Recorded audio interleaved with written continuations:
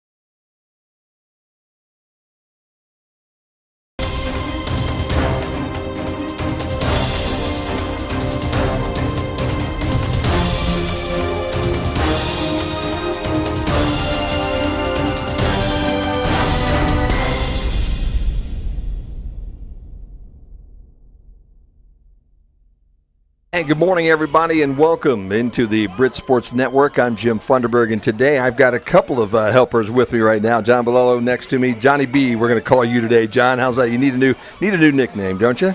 Yeah, sure. John, whatever you're comfortable with. And I also have Carlton Williams with me right now as well, too. Carlton, welcome in today. Oh, nice to be here.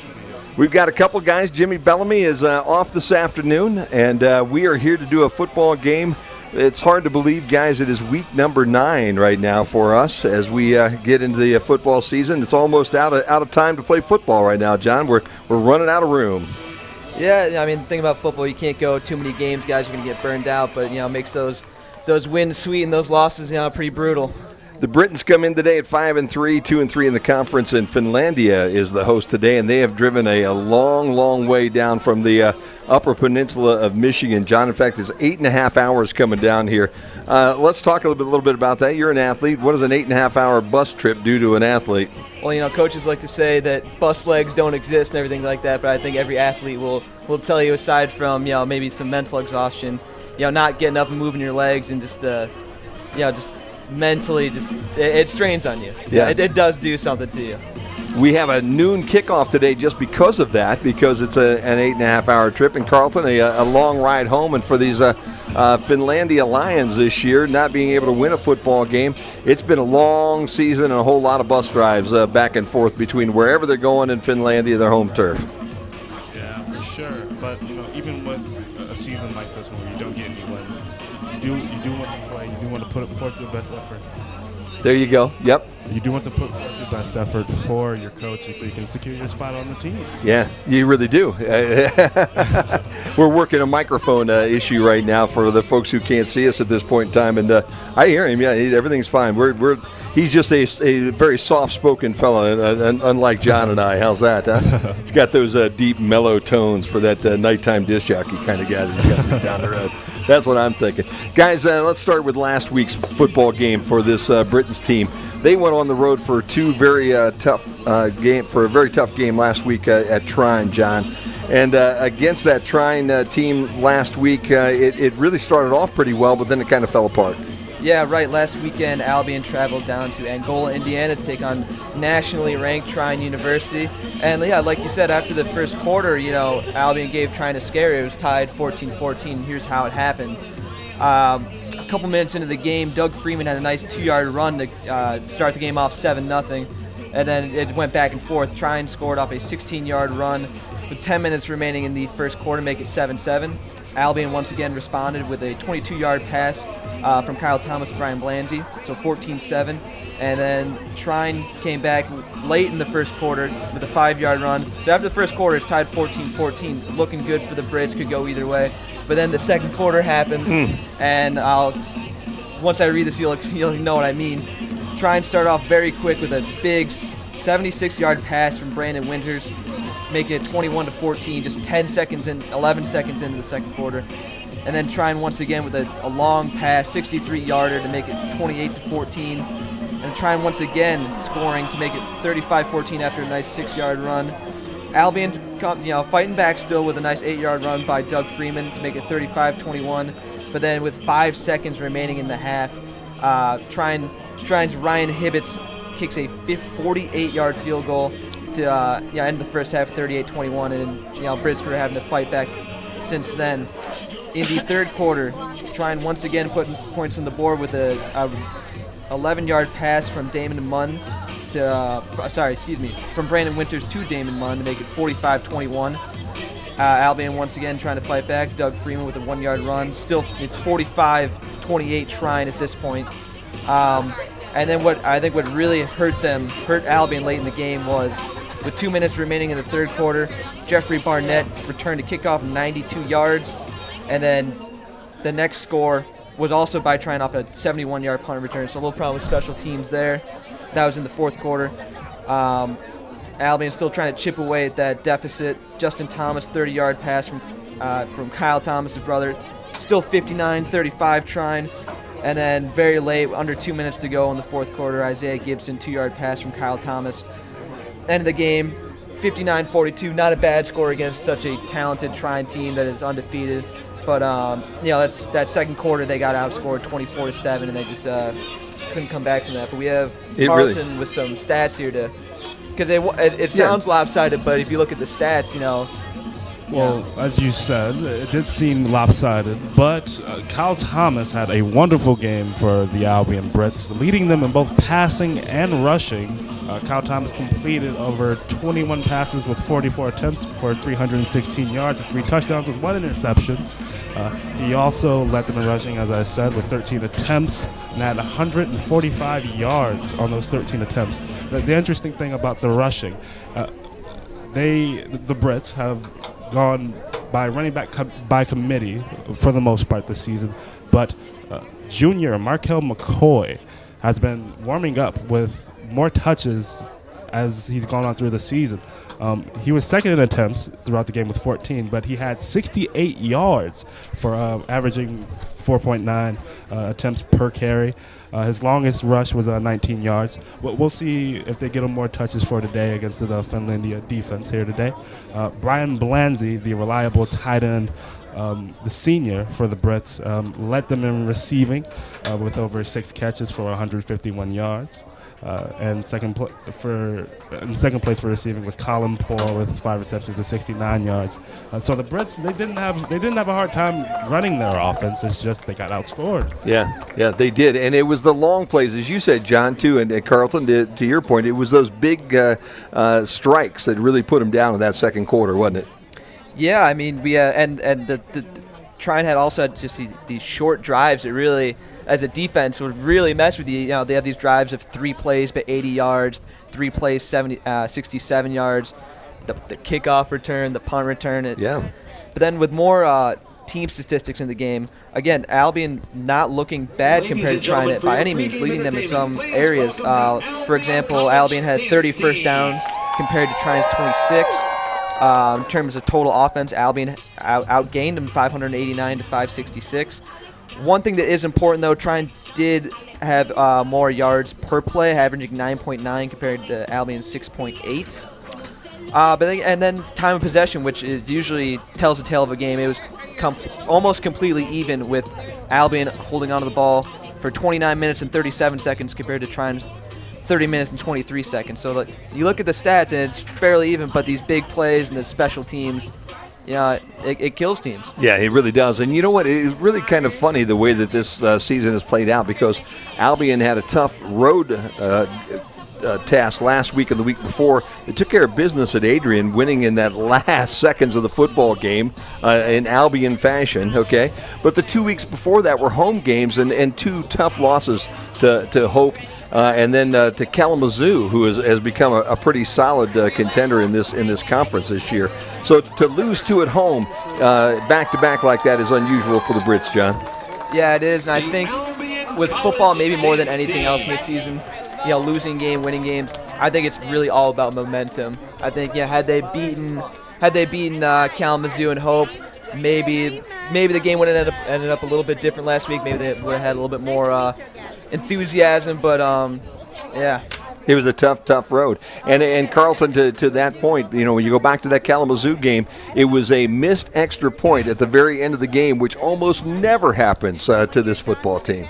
Yeah, for sure. You miss those. You score the touchdown, and you think that you're gonna, tie the game up so you can send it in overtime, and you miss the field goal. It's a heartbreaker, especially for the fans here. It really deflates you. But you are a football team, and you have to put it together, and you have to get it together for the next week so you can prepare for the next team and try to rack up some more W's. Yeah, no doubt about that. And they did exactly that, going to Adrian, being able to pull one out at the very end. Then they had a very tough game last week with Trine.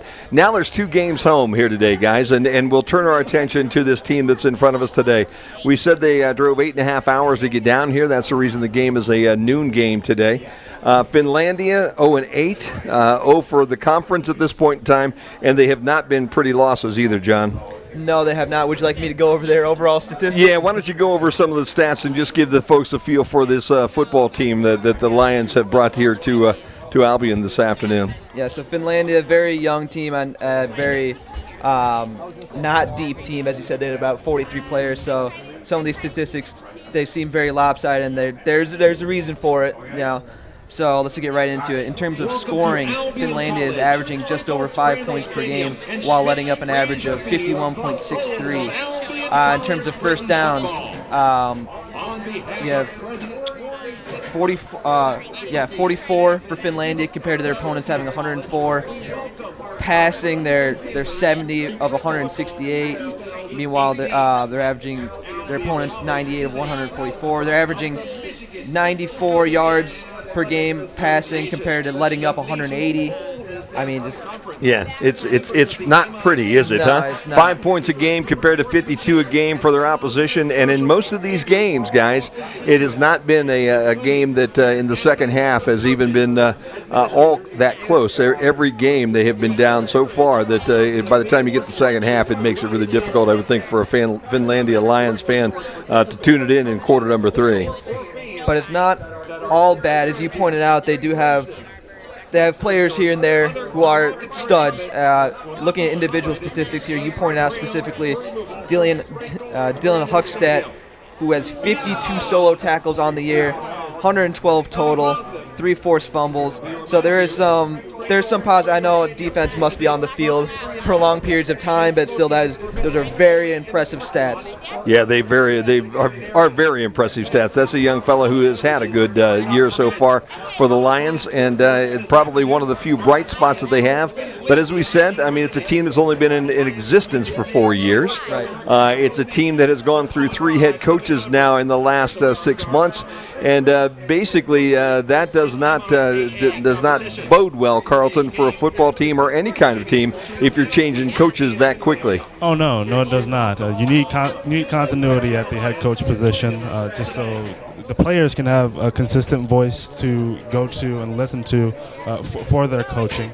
But no matter what, as a football player, you are a football player, and you have to go out here and perform to the best of your ability, and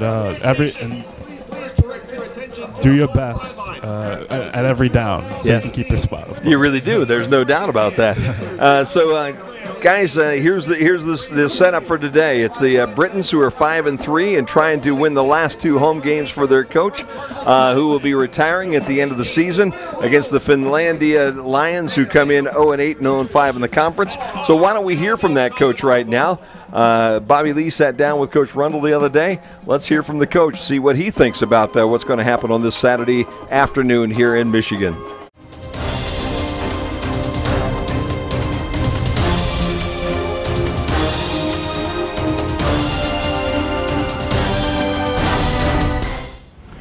I think as the season's played out and going into the last 2 games, I'm real proud of this this group that we've had. They've been a real competitive group, and have improved immensely over the last since the last 2 years. And but they played every game down to the wire, just about. I think all of our league games have come down to to the last possessions, and so I think they've done a great job of just competing week in and week out, and believing in themselves, and playing hard. I think those are the things that they've done an awesome job with. I think Cal Thomas has made big strides this year over his first year a year ago. I think he has better command of the offense. He's better with decision making, and he's more throws with more authority, makes decisions quicker, and I think he's improved, and he's tough for defenses to play against. He can run the ball and throw it, and I think he's going to be a great player over the next couple of years. I think he's just starting to scratch the surface. Well, I think on defense, we've played a lot of young guys, and I think they're starting to come together and again, trust each other and believe in each other. And we've had some really good players. Mitch Aronson, as a sophomore, is playing really well, and I think he's one of the leaders in sacks and tackles for loss in the nation, and certainly in our conference. And he's made great improvement from being a guy as a freshman, only played probably about 4 snaps a whole year, to being one of the better players in our conference. So he's been good. Donovan Slates and Levi Ladd have really come on at linebacker as sophomores, as well. So Malik Bozell has been playing really consistently as a defensive end as a junior, and Sean Cubitt-Miller is one of the few seniors in that group that's been a steady force all year. So I think we've made some improvements, and just consistency is the biggest thing with guys. And but I'm happy with where we're going from changing the scheme from a year ago. I think the guys understand what we're doing now and are playing pretty well. I think Finlandia, this week is, they've been struggling. It's a new program, and we've been playing for 3 years, so I think they're going through growing pains with that.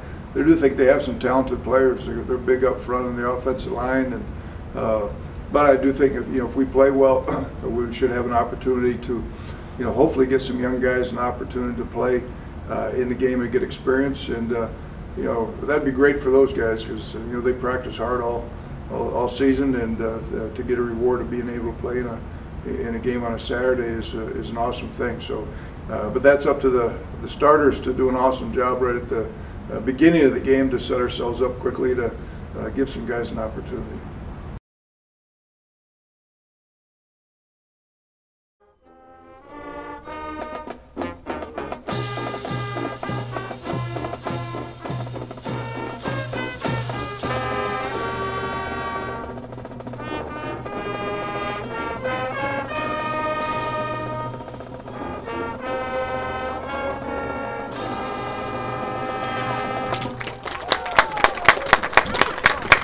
Welcome back into Sprankle-Sprandel Stadium here on a Saturday morning still. We've yet to hit the afternoon hour, which is a little bit unusual for football, but again, a noon kick today.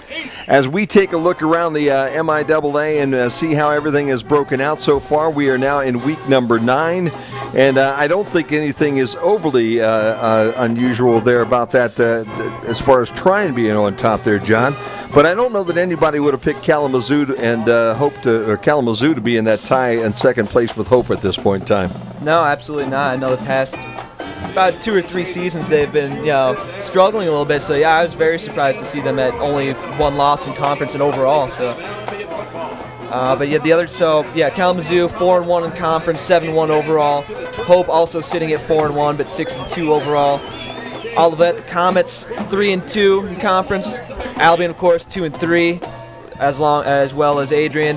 Alma 0-5. That does surprise me a little bit, especially since I know they had a close game with Albion, and they both seem like talented teams. So that's surprising. Then Finlandia, of course, sitting at the bottom, 0-5 as well, and 0-8 on the year. Well, these last 2 weeks are going to pretty much shake out the entire football season for us. And as we look around the conference here today, there is a game that really means an awful lot to this conference standings that you just went over, and that is that Kalamazoo Hope game today, John. Yeah, with them both sitting at 4-1, they're playing for second right now, I guess. Yeah, they are. Carlton, you came here to this college to play some football, okay? So if you got into a situation like you were today, and you had a situation where honestly you've got a Hope team and a Kalamazoo team that are going to go head-to-head with one another, if you were playing for either one of those two teams, that'd be a big afternoon for a young fella on a Saturday like this one, wouldn't it be? Oh yeah, for sure. That's what you play for as a football player. You want to win those championships, and as football players say, big players show up in big games. No doubt. And those are the games that you want to show up in. And probably for Kalamazoo, this is the tougher of the two because they've got to win this afternoon, and then they do have a head-to-head next week with Trine. Mm-hmm. So how tough would that be, huh?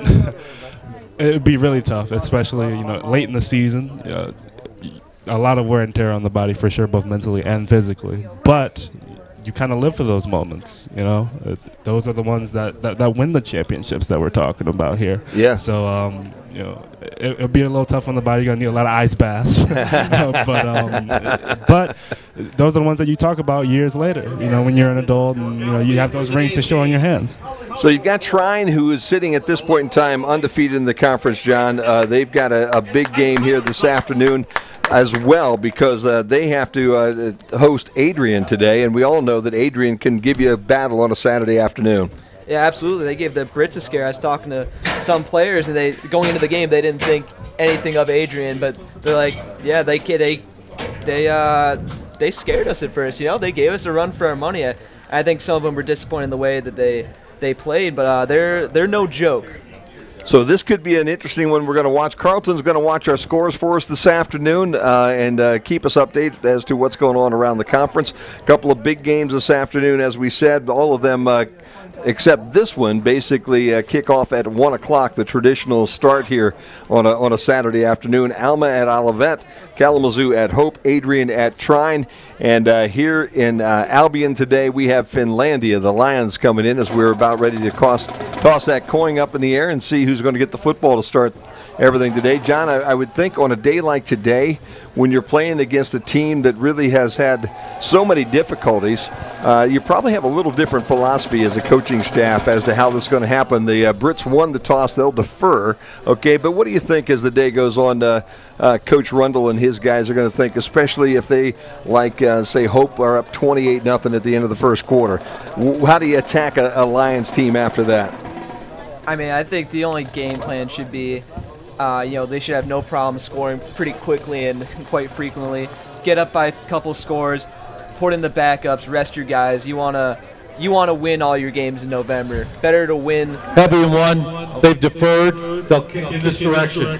You definitely want to win all your late games. It's better to lose early in the season than lose late, so they got to rest up their guys and not try and do anything special, not keep guys in the game too late. For Finlandia here this afternoon, they will open up on their offense. Their tight end is Bryce Beauchesne. Their left tackle is William Stecker. Their left guard, Jacob Clark. Their center, Wilson Spryer. Their right guard is Mike Bittinger.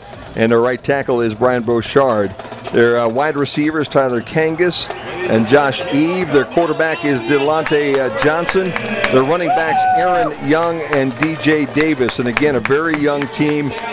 When you look through they're only Kangas, the only starter who is a senior on the offensive side of the football. In fact, Justin Woolover is another young fellow who is a senior. For the Brits here this afternoon on defense, it'll be Aronson and Bozell, the ends. Kubit Miller will be the defensive tackle.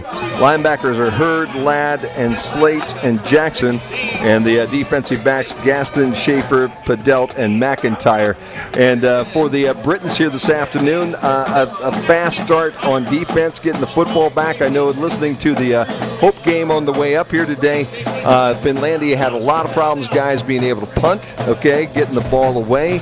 A lot of the skills issues that normal teams take for granted when you only have 43 guys on the roster and you've only been in the business for 4 years. This is your 4th year and the first year that you're in a conference. Things can be a little bit tricky, John. Yeah, absolutely. And special teams, they don't seem all important sometimes, but if you can't punt the ball 40 yards and you don't have great coverage, it can hurt you all game. And I'm going to love these numbers here today because the Finlandia numbers are kind of teeny tiny at this point in time, aren't they, huh? Yeah, I need to put on my glasses. Kujaya is the young guy that's back there.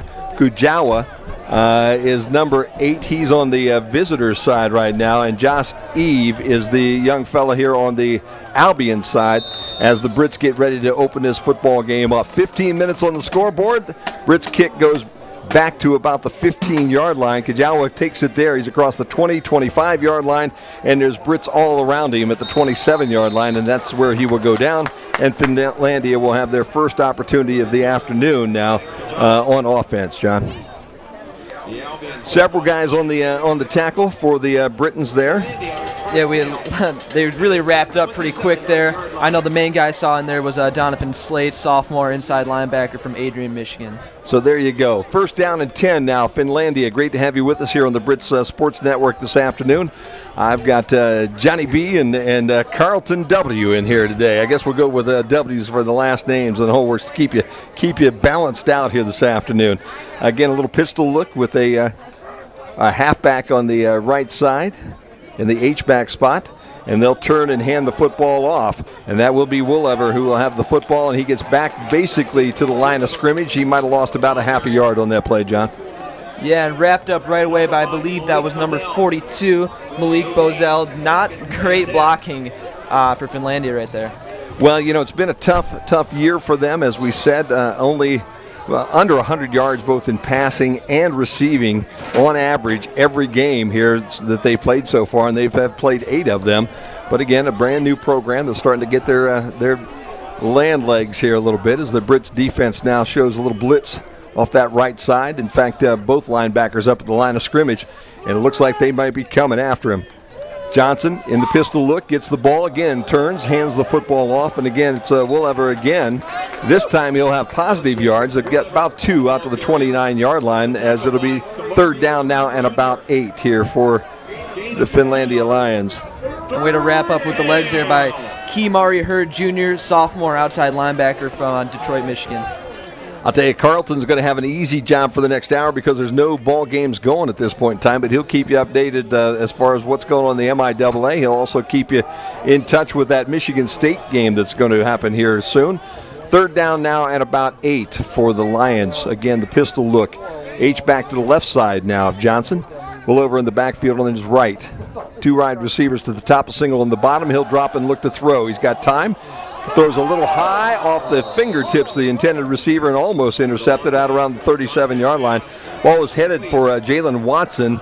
Watson is a freshman out of Flint, Michigan, and the ball just a little too high, John, almost intercepted. Yeah, great heads-up play, just didn't quite get there in time. So that'll set it up 4th down now and 8 for Finlandia, and they will kick this ball away. And Cole Fornwald will be the young fellow that will be kicking from Lamberville, Michigan. Averages about 39 yards a kick on the season.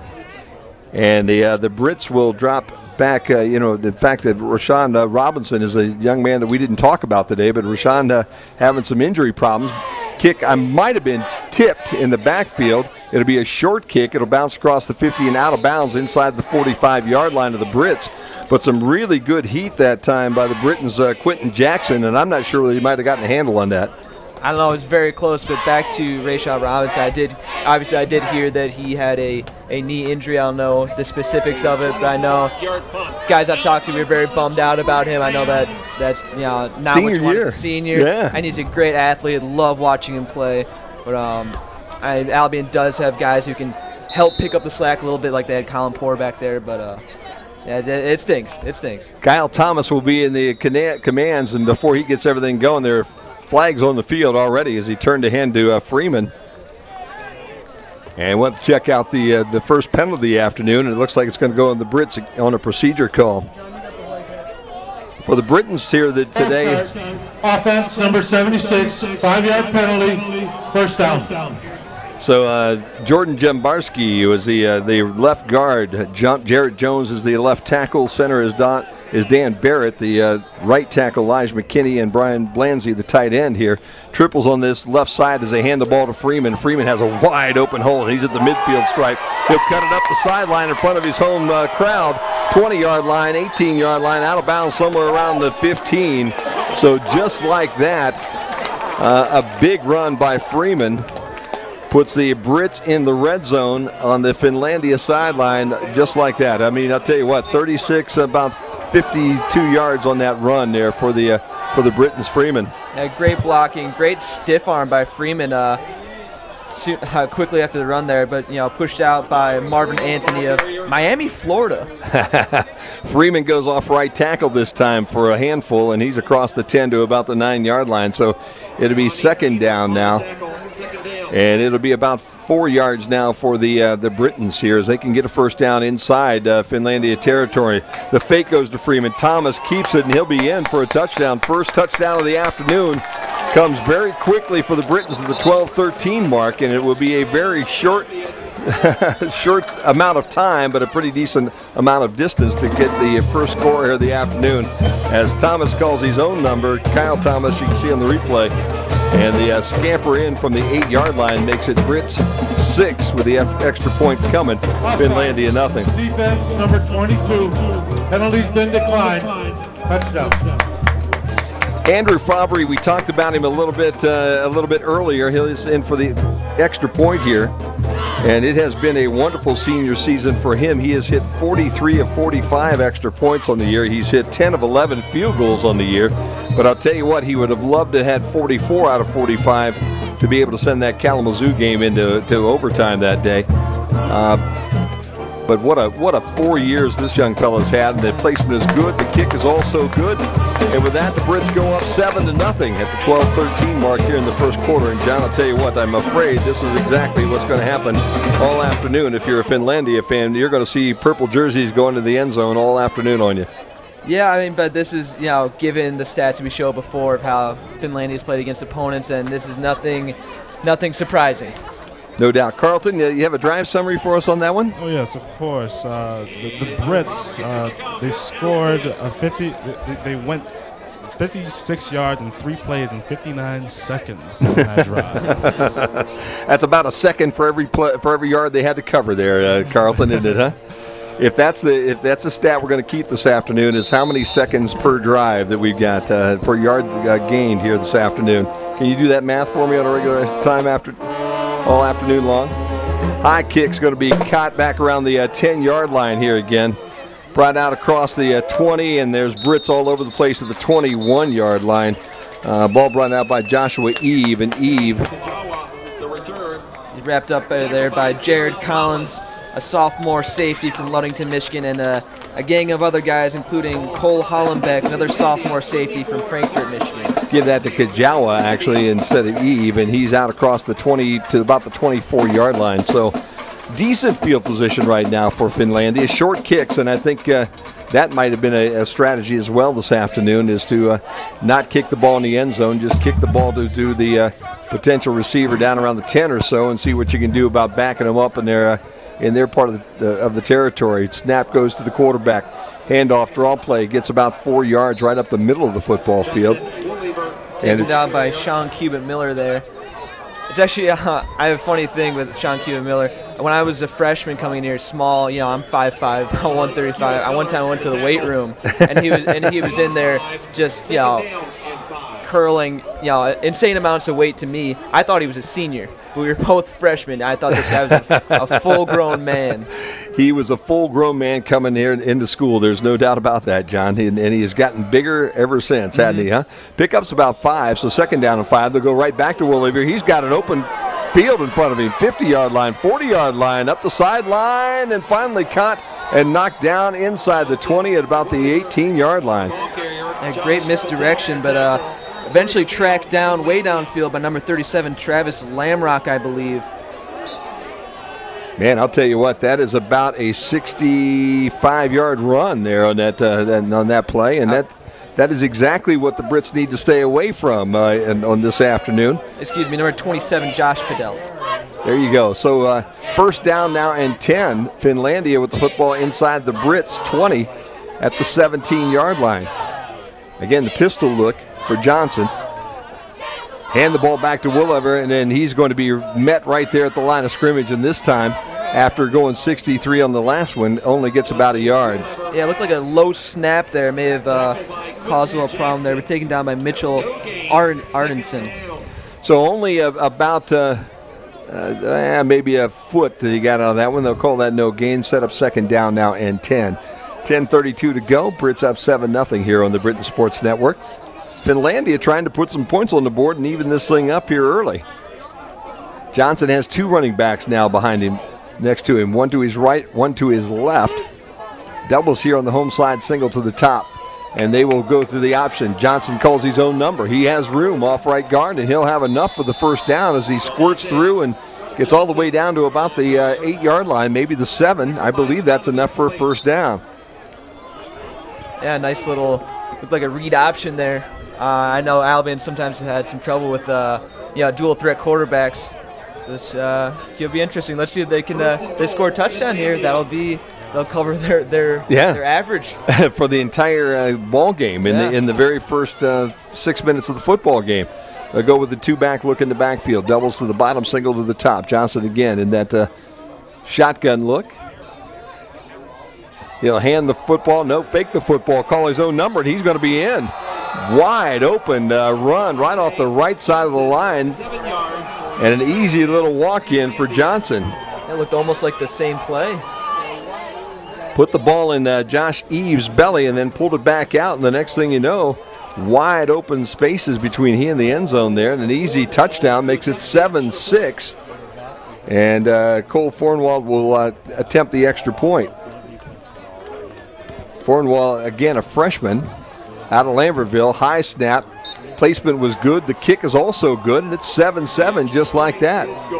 Wow, I'll tell you what, Carlton, I'll tell you, for a football team that is needing a little confidence, that would have to, I would think, give the Lions a little bit of confidence. Oh, yeah, it's big for your confidence, especially because you know that you're the underdog coming in because you haven't won a game so far. But as a football player, any given game that you play, you still have to go out and play the game. The Finlandia Lions went 76 yards in 5 plays on that last drive. In 2 minutes and 32 seconds. Wow. You know what? That has been a problem at times, John, for this football team, for this Britain's football team this year. They can put a lot of points on the board, but they also give up a lot of points to that opposing offense at times. I was just about to say, one thing with the Britain's defense is that I think they're very sound, but what happens is they let up big plays every once in a while. Like you look at that Trine game, and many of Trine's touchdowns came off of huge plays, 76-yard pass, 63-yard pass, 92-yard kickoff return, 71 punt return. So while they may be doing well, getting pressure on the quarterback, whatever, they let off these big plays, which do lead to points. Marlon Martin still on his feet across the 40-yard line to the 45-yard line, and the Britons will have great field position. Again, you're exactly right, though, John. That has been a problem because a 60-plus yard run as part of that 70-plus yard drive on that last time that the Lions had the football makes it a little bit difficult. If this defense is going to be that porous with that run this afternoon, this could be a shootout of one that we don't expect here this afternoon. Exactly. Britons will send triples to the top, singles to the bottom. Freeman will be the only running back in the backfield with Thomas. He'll turn and hand it to Freeman. He's got room around the left side. Oh, in fact, that's 23. Markel McCoy. McCoy's inside Lions territory, inside the 25 down to the 21-yard line. That is the one thing about 23 and 28 until he turns that jersey just a little bit. That 8 and the 3 look a lot alike, don't they, Carlton? Yeah, for sure. They both have similar running styles. Big, both bruising running backs. The thing that I've been impressed with them, too, looking at their stats, is they'll fake the ball to McCoy, and then they'll flip it outside to Poor, and Poor now is going to change directions on the football field. He'll head to the top of the field, the 15, the 10, looking for a block. He'll get the corner of the end zone for the touchdown. 20 yards on what appeared to be a busted play, and Colin Poor just said, hey, the left side has no room for me to run, Johnny, but look how much territory I got to the top of the field. Yeah, he made something out of nothing there, changed planes. I know watching him take some return stuff, he is very fast. He's got some great blocking as well from Tyler Sykes, wide receiver. Wow. Really showed the athleticism there. So again, points are coming fast and furious here as Fabre hits the extra point, and the Brits now go up 14-7. Going back to the point that I was making, and then Carlton, you can give us a drive summary.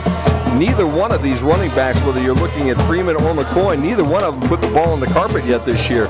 So that's a big plus too for a running back to not be able to be able to take care of that football. Oh yeah, for sure. And with their running styles, it really wears down the defense. And when you see that they're not putting the ball on the turf, it's really demoralizing. It can take the heart out of the defense. But the Britons scored on that drive in 2 plays for 54 yards in 30 seconds. Okay. Now you are keeping track of seconds per yard right now for us, right? I'm just kidding you, honestly. But we are under a second per yard pretty much at this point in time for our drive so far this afternoon. We have played just over 6 minutes of football here, and it is 14-7 with the Britons on top. Sitting back is Kajawa on the right side. This one will come on the other side to Joshua Eve, and Eve at the 10 has the football to the 20. Gets wrapped up and dropped right around the 21-yard line. I think they'll give him forward progress to about the 22, John. Yeah, and he's wrapped up there by multiple Brits once again, but notably number 26, Drew Schaefer, sophomore, strong safety from Springport, Michigan. Again, defense here for the Brits. Aronson, Miller, Bozell, Hurd, Ladd, Slates, Jackson, Gaston, Schaefer, Padelt, and McIntyre, the starting 11 today. And again, Finlandia, after a very successful last possession, probably have the most confidence they've had all year long as they go back into that pistol look. with Willever in the backfield. They hand the ball to him, and this time there are Britons in the backfield.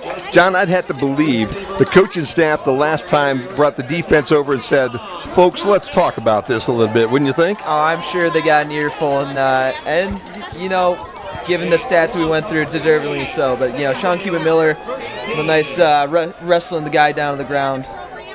3-yard loss on that play, 2nd and 13 now for the Lions with just 8 minutes to play in the first quarter. Both teams have been able to reach pay dirt already. Brits up 14-7 if you've just tuned in. We are looking for comments there this afternoon. We'll tell you how you can get in touch with us and let us know you're out there watching the ball game, and we do appreciate having everybody out on the Britons Network today. Johnson will keep it again. Read option this time. The read he chose was his own number, and he'll go off left tackle for about the 3 yards that they lost, get back to the original line of scrimmage, and it will be 3rd down now and 10. And you got to figure, John, that this young guy, a sophomore, okay, quarterback on a tough situation, came out of Lansing, Michigan, and not having a bad year, has not really had the year that he probably had hoped he'd had, but 332 yards rushing so far, no rushing touchdowns on the season until the one he picked up here today. And then throwing the ball, he's got 2 touchdowns and 8 interceptions on the season so far as well. Single back look now, doubles to the top, doubles to the bottom. He will throw. Here comes the pressure. Rolls away from the pressure and throws off target and incomplete out around the 30-yard line. That one was heading for Tyler Kangas, but good coverage by the Brits and good pressure coming off that end spot as well. Yeah, great pursuit by Key Marie Hurt Jr. Once again, I called his name, is number 4. Another, again, sophomore outside linebacker from Detroit, Michigan. And you would think this would be a football team and the Brits would get an awful lot of penetration on, too. And this is the football team in the Britons that has the number 1 sack leader in the conference in Aronson. 9 sacks, 15.5 tackles for a loss coming into the game today. So you would think there'd be a lot of purple jerseys in the backfield. Here comes the punt. Nice high sailing punt that will drive receiver inside the 35-yard line. That's Poor. Poor brings it right up the middle of the field, gets some blocks across the midfield stripe, and he will be into Finlandia territory when the Brits get started here at the 6:40 mark. So the Brits with some really nice returns so far today, John, and so far the offense has pretty much gotten whatever they wanted to get. Yeah, it looks like Finlandia may have gotten away with a little face mask there. It looked like Armani Spates, if I'm reading that number correctly, may have gotten a hand on the face mask. But yeah, it appears the Britons might not have to pass anytime soon. There is a flag back on the 40-yard line that the Brits didn't get away so it's going to be called against the Brits. In the bag. Return team number 34, 10 yards from the spot of the foul, 1st down. Never like to have your name called over the PA when it's for a call that brings a nice return like that one and puts it back inside your 30-yard line, but that's how it goes. 6:40 to play here in the opening half. The Brits with the football. And they've got triples right here on the home side. You would think they're going to diamond things up here a little bit as they always do. You'd think they'll probably try to get as much going as they possibly can as this throw goes out to Poor off the fake. And if he would have gotten around the intended tackler there, he had a lot of room going up the sideline. Couldn't get around number 20, though. No, and, way to grab him by the feet by Dylan Harden, a defensive back from Lons, Michigan. 9 yards on the opening play as Thomas calls his own number, spins for the 1st down, spins again to get away from a tackle, and then steps out of bounds. And he's favoring an ankle, it looks like. Maybe he had one stepped on as he made that turn. Maybe he twisted an ankle accidentally. And I would have to believe that he's down on the ground right now. You're going to see a quarterback change quickly here as Sam Blanzy comes off the sideline to take over. And the training staff right now looking at Kyle Thomas on the sideline. Blanzy turns, hands it off to the running back, and that is Servo. And Servo's going up the sideline for the distance. Man, I'll tell you what, 52 yards as the blocking was spectacular for the Britons. And Zach Servo comes in right away and takes it around that left end and scampers up the sideline with really no blue and white jerseys around him, John. No, it was a track race and no one was there for him. Back to that Kyle Thomas play. It's always hard to tell what exactly happened, but looked like he awkwardly dragged, I believe his right leg. We'll have to keep an eye on that. Maybe talk to head athletic trainer Andy Lawrence, but hopefully he's all right. Got him on the trainer's table right now, and they're looking at those legs at this point in time. Hopefully nothing serious. The extra point was good. Brits up 21-7 now. Now they've rolled him over on his stomach, and they're looking at that leg and maybe the hamstring. You see. Again, let's look at the replay here. Looks like right here. Yep. Kind of dragged that toe in the turf, didn't he? Huh? Kind of caught. Again, it's always weird to see because you never really understand what happened unless you're the player. But something, just an awkward step, awkward drag. I don't know. He's upright at this point in time and walking, so whatever it was does not appear to be very serious, and we expect him to get back into the ball game here before the afternoon is over as he walks into the offensive huddle right now. Fabre about to kick off with 5:48 to go here in the first quarter, and the Brits up by 14, 21-7. Back deep, Eve is 4 on this side, and they will kick it to Eve. He'll go inside the 10 to about the 8. Comes up to the middle of the football field.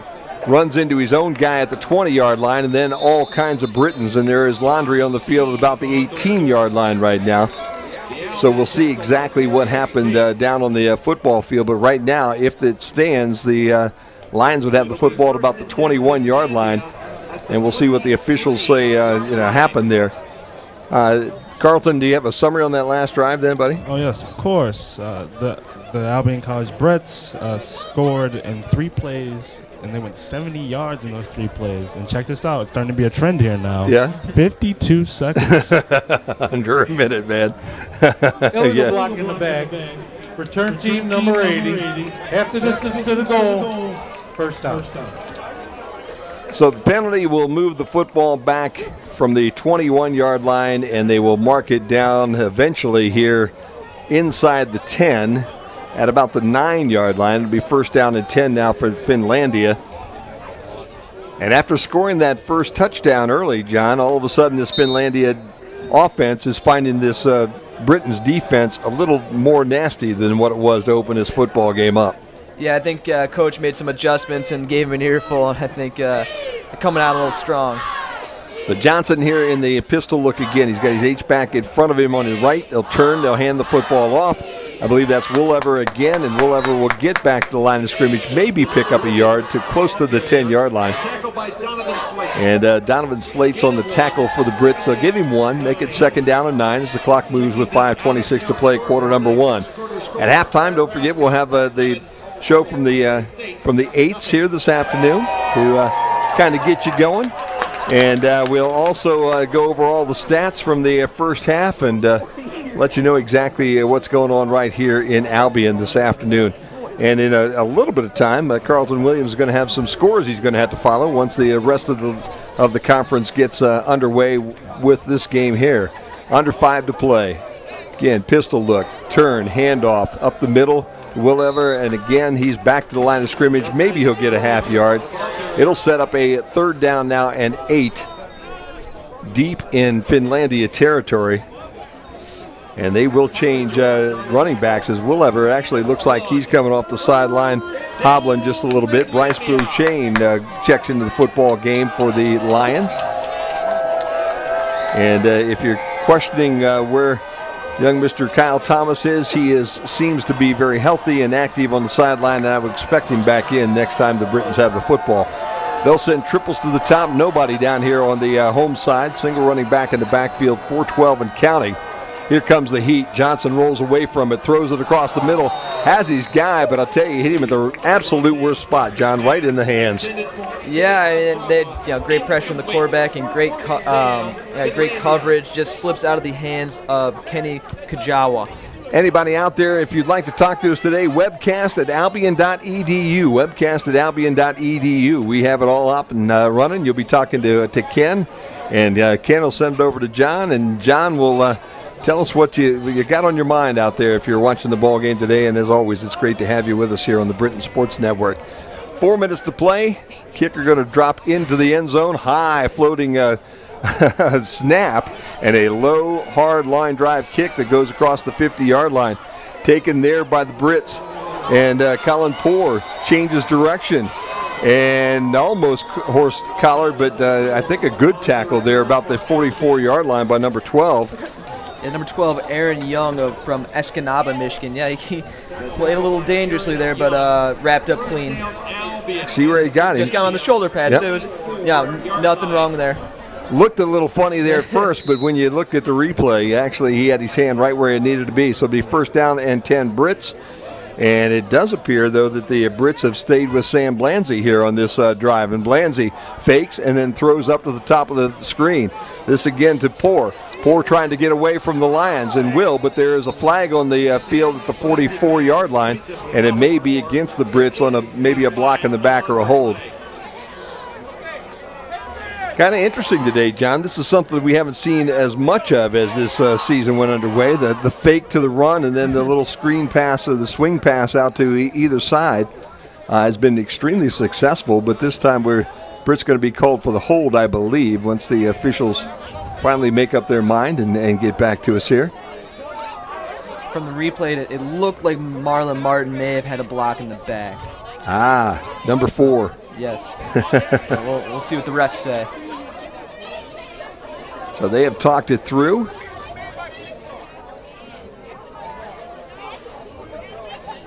Still waiting on this one here. Travis Wilsius is the head football coach there for the Lions over on the sideline. But they've not even gotten to the point where they've offered him the option here, it doesn't look like. Here we go. On the offense, 10-yard penalty from the smile of the foul. First down. There we go. Took a little while, but we figured it all out. First quarter score, Michigan State 7, Maryland no score. There we go. So we got it. Bobby gave us the first score there for you, Carlton. How's that? Michigan State 7? Michigan State 7, Maryland 0. There you go. Should be an interesting afternoon. That one being played in Maryland this afternoon. So State going to have, who knows? They may have their hands full. They may run right past the Terrapins this afternoon. You never can tell. So they're moving the chains back to where they should be. And it is now first and a whole bunch for the Britons as they are marking the ball on our 44-yard line. And the earliest chain you'll find will be on the Finlandia 45. So it is right at this point in time a first down situation and about 21 yards to go for the Britons here.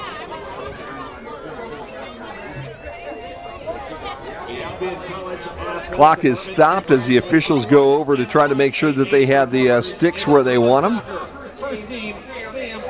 And you know what, I'll tell you guys, it's a little chilly out there on a day like this. John, a cool day up in Michigan, probably just over 40 degrees when we kick this game off. Not really a lot of wind, though, today, so that's not going to be much of a factor this afternoon, I don't think.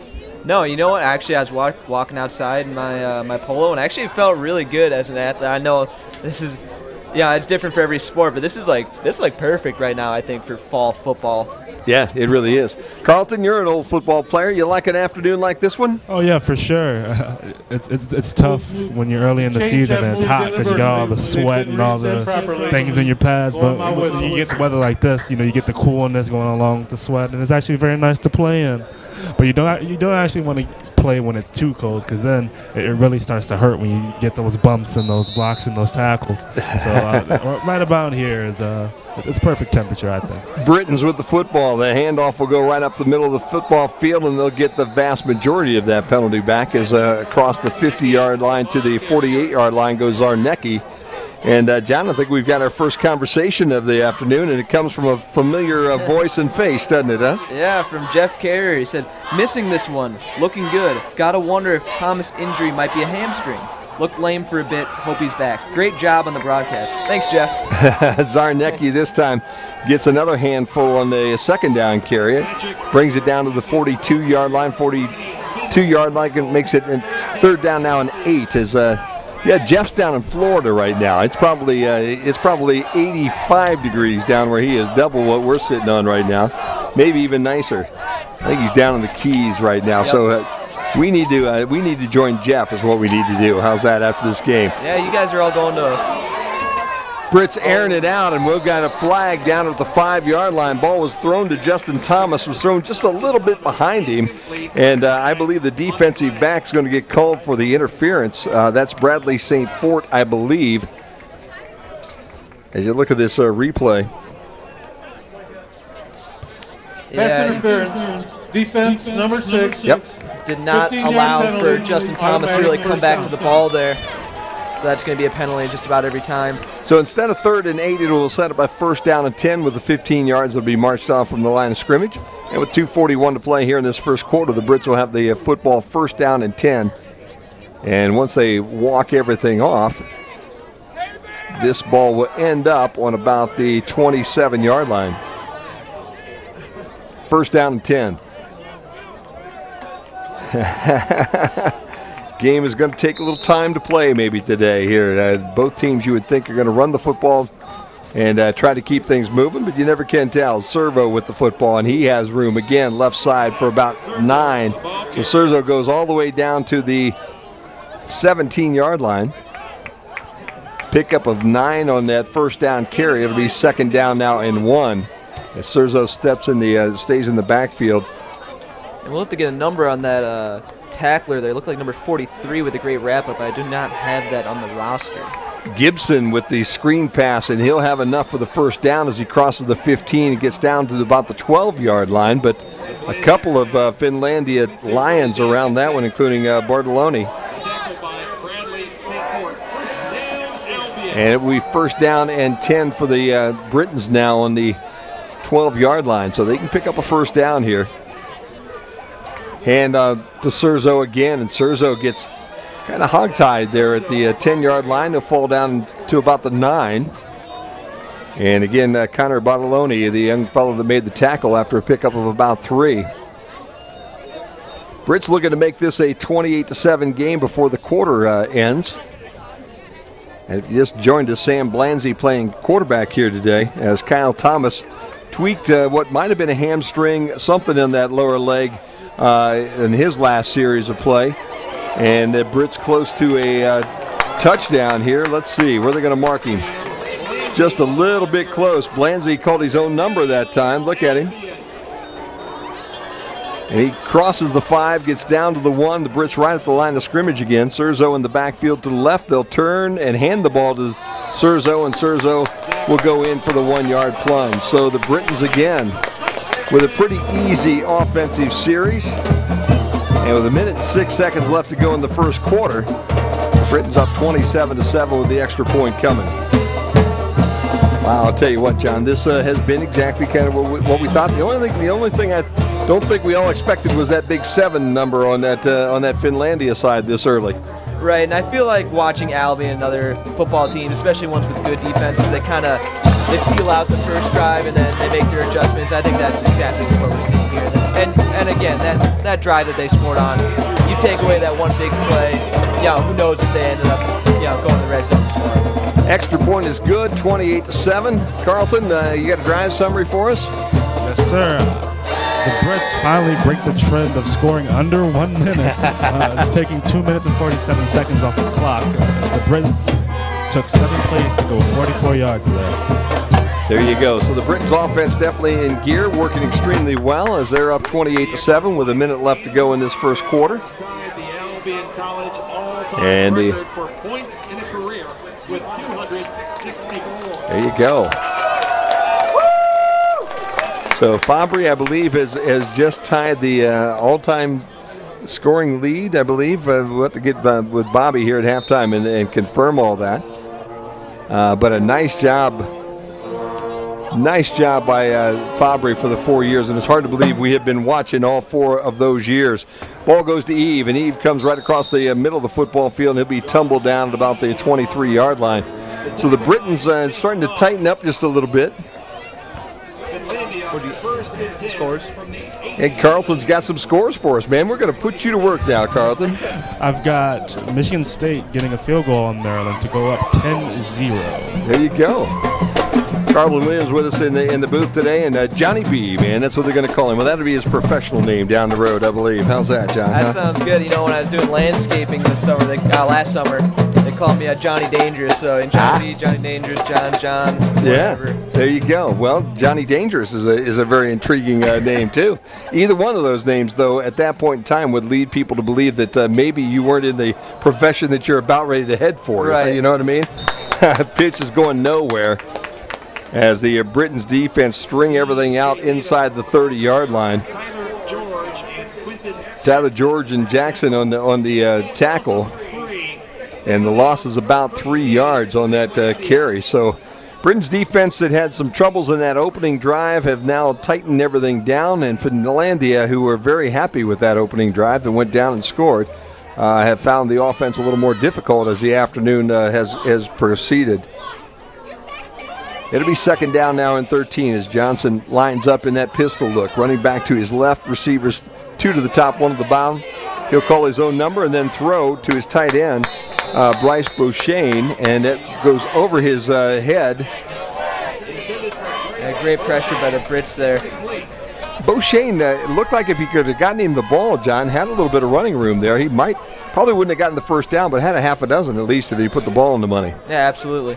Absolutely. He was pretty much wide open. Just needed to float that in there, but a little too much musker on that pass. Yeah, there's no doubt about that. Jalen Watson, a 6'5", 200-pound freshman from Flint, the wide receiver to the top of your screen right now, the tallest guy basically on the field here at this moment. Single running back again in the backfield. 15 ticks left in the opening quarter. Johnson drops back. Here comes the pressure. The ball gets knocked away. It's loose on the ground, and it's recovered by the Brits. Cuban Miller, now they're going to have to decide whether his arm was coming forward or not, and they're going to say it was an incompleted forward pass. Yeah, now, let's see if we got that one on a replay at all, huh? If it was a pass or a tuck. Ooh. Man. That is close. That was very close. I mean, great heads-up play by Sean Cuban Miller, but Tyler George had some heat coming that time, didn't he, huh? Sure did. I think I do agree with the refs there. I think he just was making that passing motion, and they catch a break there. We're going to give the live reads over to Carlton here, and Carlton will let you fire in a live read on us here in a minute. How's that? Poor goes back deep for the Brits. High snap again, but the kick, a low line driver that Poor will come up and field at the 44-yard line. Then he cuts it towards the Britain sideline, 45, 40, flag in the backfield, 30-yard line, 28-yard line, and out of bounds, but back around the midfield stripe, we have Laundry on the field, and I'm afraid this one's coming back. Nice return by Poor to get it all the way down to about the 25, but this one's coming back and will end up in Britain's territory when we open up this second quarter. All right, Carlton, why don't you give us a little idea what's going on around the college here today? Of course. Authors and visiting professors H.R. Webster and Leah Pena-Wilson and Ryler Dustin will be reading their poetry Wednesday, November 14th at 5:30 p.m. in the Window Will Room in the Albion College Library. A reception and book signing will follow the readings. The event is free and open to the public. Call the English department at 629-0223. I repeat, 629-0232 for more information. Our next one is coming out of the Albion College Theater Department. The curtain rises November 9th on the Albion College Theater production of Men on Boats. The show runs November 9th and 10th with 8 p.m. shows and a 2 p.m. matinee on November 11th.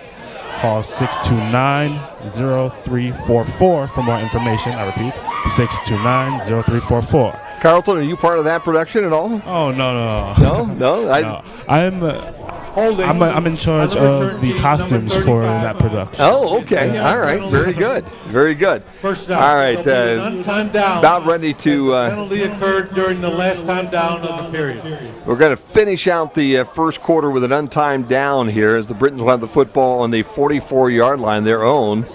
And then we will start the second quarter, and we'll get more reads out of Carlton here this afternoon. We're going to put Carlton to work, John. What do you think? Huh? Yeah, sounds good. We're going to get our money's worth out of this young fellow before the day's over. How's that, huh? He didn't know how much work was going into those 3 chocolate chip cookies he got there a little while ago from Bobby, huh? When he reached in that bowl, all of a sudden he was obligated to work for us here this afternoon. Handoff in the run, 50-yard line, Zarnecki with a straight arm. Then he lost the football, and I think it's going to be Finlandia's football at about the 38-yard line. Zarnecki with a nice run as he got inside the 40-yard line, but as you see on the replay, all of a sudden that ball came loose. A great stiff arm, but he started to lose in his left hand, and it looks like Dave Carlson, number 45 from Newberry, Michigan, jumped right on it. It was Bradley St. Fort, I think, that had the wrap up, and the fumble basically forced the fumble on that play, and then the football gets turned over to Finlandia. So that's one thing that I'm sure Coach Rundle is not going to want to see out of his football team this afternoon. A lot of turnovers, John.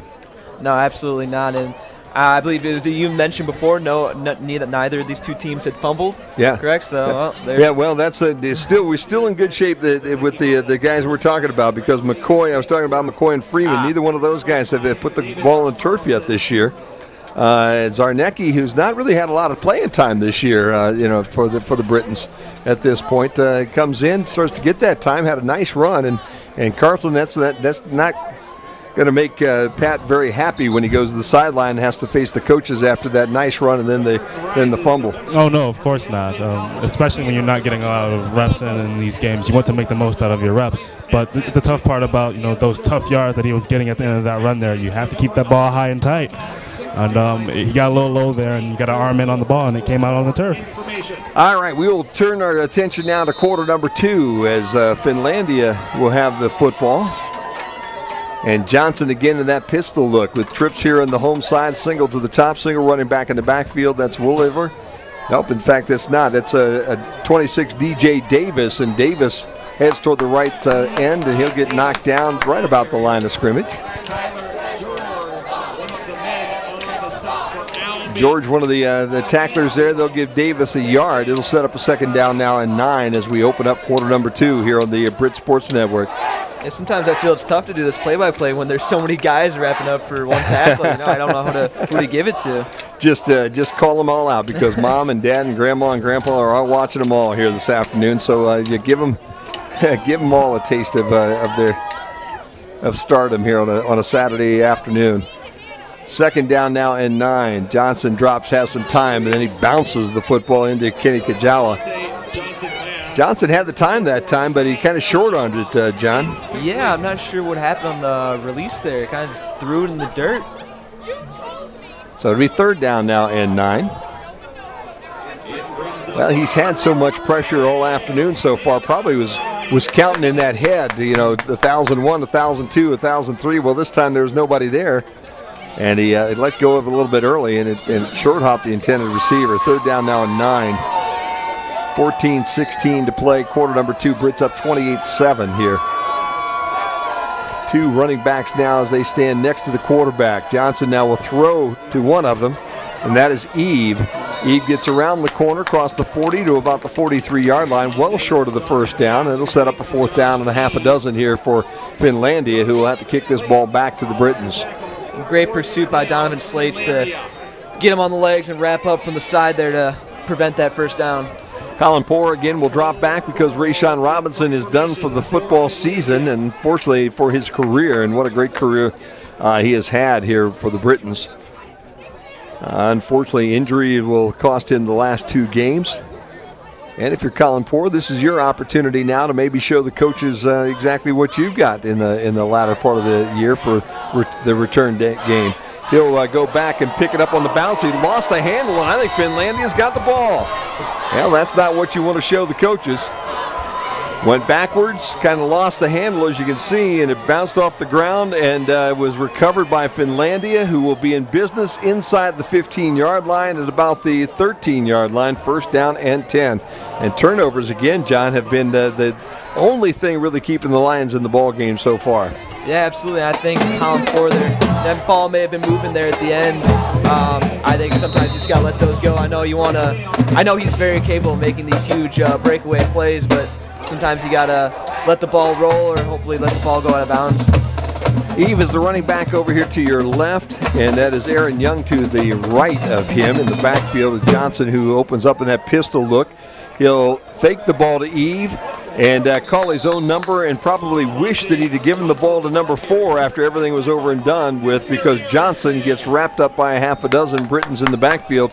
He'll lose a couple of yards on that first down carry. It'll be 2nd down and 12. Yeah, Quentin Jackson and Mitchell Arneson there right away. Again, yeah, you're right. Probably should have handed that ball off, but yeah, it will keep the Brits guessing with that read option. Young and Eve check back out, and Young now comes right back in, and they also sub Beauchene back into the football game here for Finlandia. 2nd down and 12. See if the Britons defense can try to keep the Lions out of the end zone here after that wonderful field position. Johnson rolls to his right, throws, and just as the ball hits the receiver gets knocked down by Hurd. I believe that was Kamari Hurd that hit him there on that pass. There he is. Ball was on the money, but so was the timing of the tackle, and separation of ball and receiver resulted. It's 3rd down now and 12 as the Britons defense trying to dig in here and keep these points off the scoreboard if they possibly can. I love the shoes that Johnson's got on today, John. They're exactly the same ones Carlton wore up here today, you know? Only his are purple because he's a Brit. Johnson drops. He's got trouble. And he spins out of one tackle but won't get away from the next one. Guess who that is? 35 back there again. Quentin Jackson, John. Yep, Quentin Jackson getting pressure all game so far. Little assist from Hewitt Miller to help push him outside of that box. And Mitchell Arneson also helping out there. 4th down now, ball on the 21-yard line. So it has been a steady march backwards here for the Lions since they fumbled in the muff punt. Gave them the football on the 12-yard line. They've done nothing but go south from there, and they will go for it on 4th down. 4th down and 19 for the Lions. And a timeout will be called by the Lions sideline before they get things going. 11:50 to play here in the first half. Brits up 28-7. Carlton, tell us a little more about what's going on around Albion here in the next few days. All right. A hard and hopeful look at Rwanda's 1990 genocide and its impact on families is the subject as Albion senior Cameron Voss gives the tentative scholar presentation Thursday, November 8th at 7 p.m. in the North Science Building, room 102. Call Albion Center for International Education, 629-0307 for more information. Lastly, the Albion men's basketball season begins soon. Join the Britons at Kresge Gymnasium this winter, including the November 16th home opener against Capital University. Tip-off is at 8 p.m. And we're expected to do quite a few ball games on the Britain Sports Network this year for the basketball team, for both the men and the women. Looking forward to the basketball season. Yeah. Hard to imagine that it's about ready to get underway here this quickly. Aaron Young, again, the running back to the left of Johnson, as they line up in that pistol look. Triples here on the home side. Single to the top. Johnson drops back. He's going to run out of time. He's going to run out of room. He's going to find the turf here at the Schmidt-Fraser field. Flag on the field. Let's see what that's all about. Johnson also a little banged up. At the end of that play, it took a while for him to get up. He's walking off a little gingerly. Johnson was dropped at about the 29.5-yard line as the officials talk things over right there. The only thing really that probably can go against you here, if you're a Britons fan, you would think would be maybe a face mask or a roughing the passer call or something like that. And it does appear at this point in time that maybe it is going against the defense, because they're just staying at about the 15-yard line and waiting to see what happens. Here we go. Yep. Face mask. Yep. Defense number 91. Half the distance to the goal, automatic first down. So unfortunately for Britons fans all around the network right now, that gives the ball to the Lions. Back close to where they started this whole thing. In fact, they'll move inside the 10. And they're going to put the ball right at the 10 right now, 10.5. First down and 10. So they opened this drive off that muff punt at the 12. They went backwards about 20-plus yards, and now with the face mask call, It will be first down and 10 at the 10.5-yard line. 11:42 to play here in the first half, and Johnson again in that pistol look. Young to his left. Calls for the snap, gets it. Hangs in the pocket and wishes that he was someplace else right at this point in time as the Britons grab him up and knock him down. And Johnson will lose about 4, maybe 5 yards on that one, John. And again, great push up the middle by the Brits. Yeah, what was really impressive that play was you saw the entire offensive line getting pushed back a couple yards, and they just couldn't hold back Cuban Miller there. So it's second down now at about 15 for the Lions, who after a muff punt and some wonderful field position have really done nothing but create negative yardage for their stats here this afternoon. Johnson again in that pistol look at the 20. He'll pitch it to the right corner to Young. Young tries to get around the corner, but there's no room in the end, and down he goes by Derek Craig, I believe, that got the tackle over on the right side after a pickup of about 3. It'll set up a third down now and 12.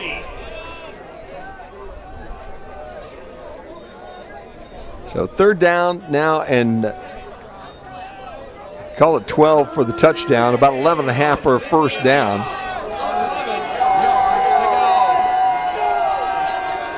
Yeah, the defense so far for the Brits after that opening drive, John, has really kind of found their pace here against these guys, and it has been a long afternoon for Delonte Johnson, and we expected that to happen. Johnson gets the snap, drops back, looking in the end zone, tosses over everybody's head and out of the end zone. A little frustrated and upset with himself. He thought he had a guy open in the middle, trying to toss that ball into the center of the field to his wide receiver, and I think that was Beauchamp, who was the big fella. But the ball over his head and too far, and it will be a fourth down now, and they'll go for a field goal. 30-yard try for Fornwald. Fornwald has a 39-yarder attempt, but he has not made one yet this year. He's 0 for 1. Placement is good. The kick is low, but it's going to cross that upright, and just barely over the upright there, the goalpost, and it is a 30-yard field goal, his first make of the year, and it cuts the lead down to 28-10 here. So, John, after all of that, the muff punt, okay, the several sacks, all the lost yardage, Finlandia able to, because of the penalty, basically pull that out and kick that field goal and make it at least a 28-10 game. Interesting. Yeah, I mean, it's got to be exhausting for both sides of the ball there, but good for them to get some more points on the board, and very happy for their kicker getting their first field goal of the year. And I'll tell you, maybe Carlton, you have a drive summary on that one. That's got to be an interesting one right there. Oh yeah, this is going to be an interesting one for sure. The Finlandia Lions took 6 plays without a single yard gain. There you go. They took 5 minutes and 9 seconds off the clock here in the second quarter to get basically a 30-yard field goal and an interesting set of downs. And if it wasn't for that face masking penalty, everything would have been going the opposite direction here a while ago. But a 5-minute drive to go nowhere does result in a field goal, and the Brits now up 28-10 with 9:51 to go in the first half. Kick comes down to the 10-yard line, right up the center of the football field, 35, 40, and out across the 45-yard line. Tripped up and eventually tackled by Dylan Harden. So a great job by the Brits to return that one. And it'll be first down and 10 for the Albion Britons, as that was Ralph Gaston that brought that one back, the freshman out of River Rouge for the Brits. So again, we're going to start seeing some numbers and some calling some names here as this day goes on. I'm sure that will be a little bit strange and unfamiliar to some of you, and very welcome to some parents who are been looking forward to seeing their students play a little football here for the Britons. First down carry by Freeman is not going anywhere. In fact, he'll get back to the line of scrimmage before he's dropped for what appeared to be a couple of yards lost, but the forward progress will give him the ball at the 44-yard line, second down and 10. Freeman again in the backfield. And again, if you just joined in, Sam Blanzy playing quarterback for us here now as Kyle Thomas, don't think was injured severely, but has was tweaked something early. And Blanzy has been on the field since then. Well, pass will be incomplete, and you kind of wonder if the Finlandia defense wasn't there a little bit early on that one, John. Yeah, they're all over him. Not quite sure what happened there, but yeah, you're right. He was all around him. Probably should not have thrown that ball. Thomas was the intended receiver. It looked like there were a couple of white jerseys that hit him a little bit early, but no flag hit the turf here. So the pass will be incomplete. It'll set up a 3rd down and 10. Now they're going to go deep, and they're going to Thomas this time. Behind him, did he make that catch? Boy, he almost made a circus catch, and now we got another Thomas down. Both brothers have been dinged up here in this first half of football. Thomas going to get back up off the ground. Looks like maybe he tweaked something there in the midsection. Holding his left ribs, it looks like. Yeah, probably landed a little rough on that turf. Hopefully nothing really serious with Justin Thomas now, as big brother Kyle on the sideline for the afternoon. Justin up and to the sideline on his own. 9:01 to play here, opening half. Brits are going to be forced to punt with a 4th down and 10. And Kajawa is the young fellow standing deep in his end. Puts the fair catch signal up and then lets the ball bounce. It takes a Finlandia bounce and comes backwards across the 20 to about the 23-yard line. And that's where Finlandia will have the football, 1st down and 10. Carlton, any update on that Michigan State score at all? The score is still Michigan State leading 10-0. And we're still about 5 minutes away from the kickoff of most of the other games in the MIAA, so we'll keep you up to date with those once we get going here this afternoon. Alma's at Olivet today, Kalamazoo at Hope, and Adrian at Trine as Finlandia comes out. 28-10, they trail the Brits with the 1st down at the 24-yard line, their own. And the H-back to the right side, but they'll turn and they'll hand that football off. That's DJ Davis. And Davis will find a little bit of room off that right side. He'll cross the 25-yard line to about the 25.5, give him about 2. 2nd down and 8 now for Finlandia. You know, Travis, the coach for Finlandia was a Central Michigan guy. Came over here, Travis Willius. Basically is the interim coach at this point in time. Was an assistant, offensive assistant coach at Central Michigan as a grad student, and just got his first opportunity to coach here this year. As Johnson will come around the right corner for a half a dozen. He'll cross the 30 and be knocked out of bounds at about the 31.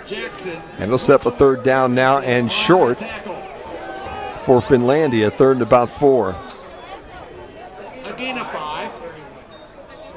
Again, it's a football program that's only been in existence for 4 years. And Williams basically coached 3 All-Americans when he was at Central. Went to 2 different college bowls with the Central Michigan Chippewas back in the day. And now trying to make some things happen here for this Finlandia Lions football team on Saturdays afternoons. 7:29 to play, opening half. Johnson turns, hands it to Eve. Eve tries to get around the corner but will not get enough for the 1st down, and it'll set up a 4th down now and about 2. Hurd does the business that he needs to do in the backfield, and it'll be a 4th down now as the Lions will have to kick this away, John. Got to believe they're going to kick it away. You never can tell, though, you know, with something like this. They got nothing to lose in 4th and 1. Yeah. When do you start rolling the dice a little bit? You know, I guess that's the key. Yeah, I mean, yeah, believe it or not, I've never been a football coach, but you know, I feel like, you know, when you're 0-8, you're coming down, you know, the home stretch of the season. I think that the earlier you start kind of going for 4th downs and use some more trick plays and stuff. Why not? You know? Yeah, no doubt. Colin Poore, the young fellow that muffed the last punt, this time comes up with a sure-handed fair catch at the 35-yard line. To your point, though, you look at their season so far. They lost Olivet 72-7. They lost to Kalamazoo 56-7. To Hope 70-6. Trine beat them 31-0. Adrian beat them 49-6. Then they come into the ball game here today. They'll finish next week with Alma at home. So, it's been a rough year for them. And, again, scoring less than a touchdown per game and giving up 52 a game as this swing pass goes out to Poore in the right wing. And he'll get a couple yards before Finlandia will drop him down at about the 38-yard line. He's taken down there by number 14, Taylor Benetti, along with Bradley St. Fort and a few other Finlandia Lions players. Brits right at the line of scrimmage again, not moving quite as fast as they normally do today, but still that hurry-up offense. They'll send triples to the top of the single back in the backfield. Turn the handoff goes to the Brits, and that is Markel McCoy, I believe. McCoy gets enough for the first down as he'll cross the 45 to about the 46-yard line. So McCoy picks up the first down, keeps the sticks moving, and the Brits, I'm sure, would love to be able to negotiate a nice long drive here with a touchdown. Hand off again to McCoy, and again there's plenty of room in the middle of the football field for McCoy to run through. 50-yard line down to about the 47-yard line of Finlandia, and I'd have to believe, John, probably a steady ground game here for a while, I would think, if you're Coach Rundle and his team. Yeah, no reason to pass. That's why I was a little confused last drive when they went for maybe one too many passes. They just got pounded on the ground. Ball does swing out to Poore at the top of the football field, and he's up the field and down into Finlandia territory at the 34-yard line, but there is a flag at about the 39-yard line, and that's been the biggest difficulty that the Brits have had so far has been the penalties here this afternoon. Looked like we may have perhaps Blanzy with a hold there. Good news is Justin Thomas back on the football field after tweaking something there in that midsection, maybe just getting the wind knocked out of him. He looks good. Big brother Kyle still on the sideline, and Sam Blanzy is calling the numbers and making things happen. Oh, looks like this might be. There's no foul for offensive pass interference. The pass comes completed behind the line. There you go. First down. So they pick up the flag, and they move the football deep into Finlandia territory. It'll be first down and 10. And if you want to talk to us today, Kenny, we got that webcast at albion.edu. Is that the address we need to? So if you'd like to talk to us, webcast at albion.edu. Handoff up the middle of the football field. McCoy still on his feet. 20, 15, 10. Running inside the 5 and pulled out of bounds at about the 4. And I'll tell you what, with Markel McCoy and Doug Freeman, this is a double-headed running attack that ought to be a lot of fun to watch next year, you would think, John. Yeah, I think they're a great 1-2 punch with both players being able to not only... Personal foul. Face mask. Defense number 43. After this is to the goal. Automatic first down. So that's going to move us from about the 4 to the 2, and you're right. Next year with these two guys, John, it should be a lot of fun. Yeah, not only do they possess great speed, but I've been seeing some great cuts today, great spin moves, and probably most importantly, they do have great blocking around them. McCoy is the only running back. He's to the left of Blancy. They'll hand the ball to McCoy. McCoy runs into a couple of Lions. He keeps his legs churning. He's close to that goal line. Let's see where they mark him. And they'll say he's just outside of that end zone. So to make it second down and goal from about the 6-inch line now with 4:47 to play in the first half of the football game and the clock moving. McCoy now moves to the right side, and they'll go right back to Markel. And Markel this time, I believe, will bounce his way into the end zone.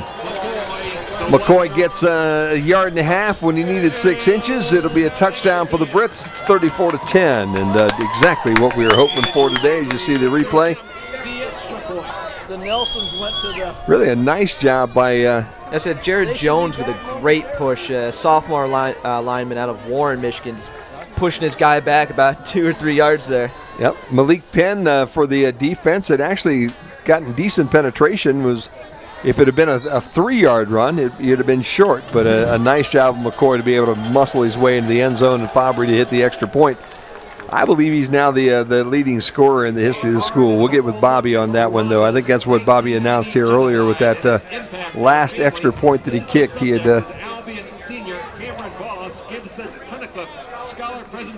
so 35-10 now, the Brits with the extra point. In the Norris Science Building, room 102.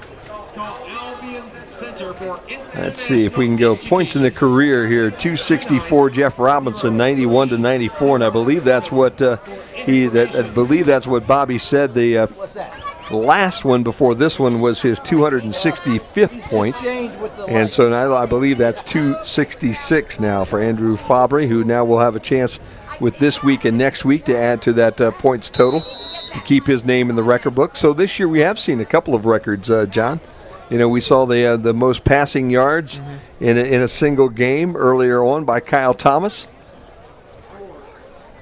Kick now goes to the 20-yard line and is picked up by Eves right there. Eve still on his feet, 40, 50, into Britain's territory at the 30. Foot race up the sideline and out of bounds at about the 25-yard line, but there is a flag all the way back to about the 37-yard line, right on the right hash mark. And John, maybe you can see that infraction right here.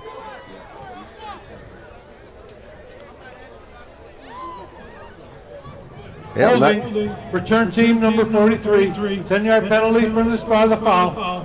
First down.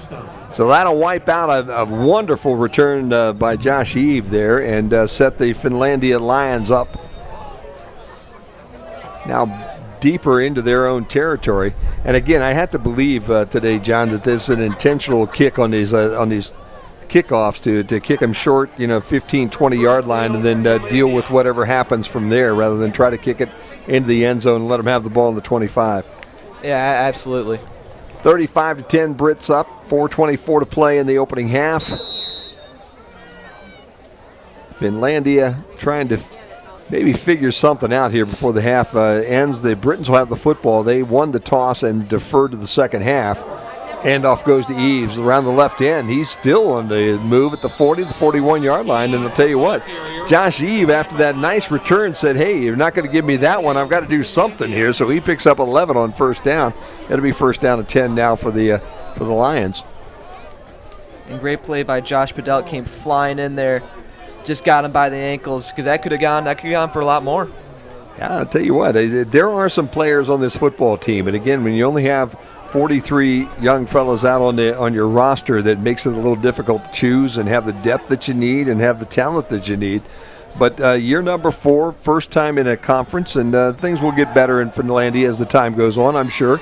Pitch and catch for a nice pickup there out around the 47, 48-yard line as Johnson fires this one up to Kajawa.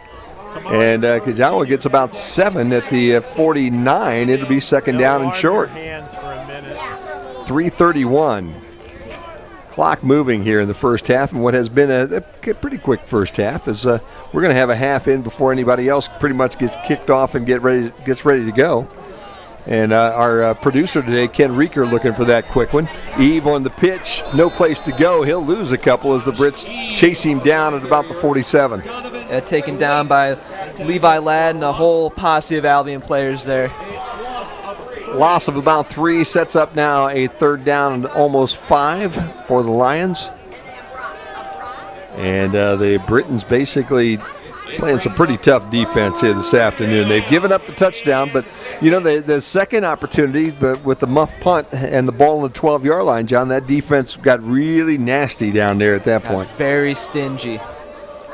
So it's third down now and about 5 for the Lions. Again, Johnson in the backfield.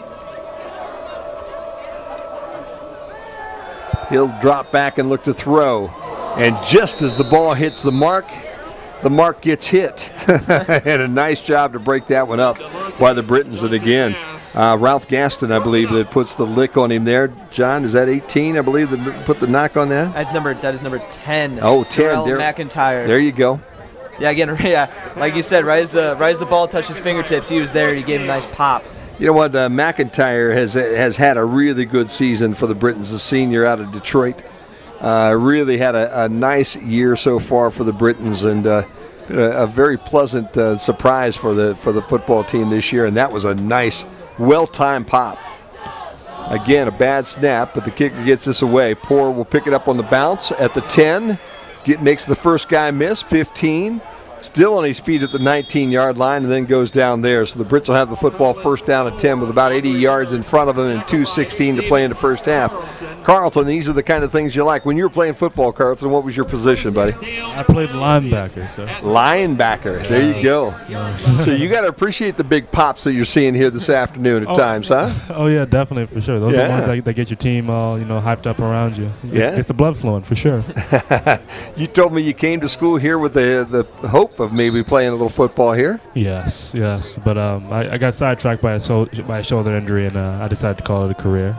Well, you know what? That's probably not a bad idea. Smart man, Carlton. You impressed me in the very first moments that I saw you as a very smart young fella. And now you're realizing it. Surzo gets about 10, maybe 11 on that opening tote here.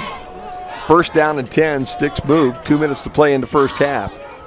Again, Brits right back to the line of scrimmage. Again, Surzo again. Surzo at the 40, 41-yard line. That'll be another first down. So 2 touches and about 22 yards on the carry.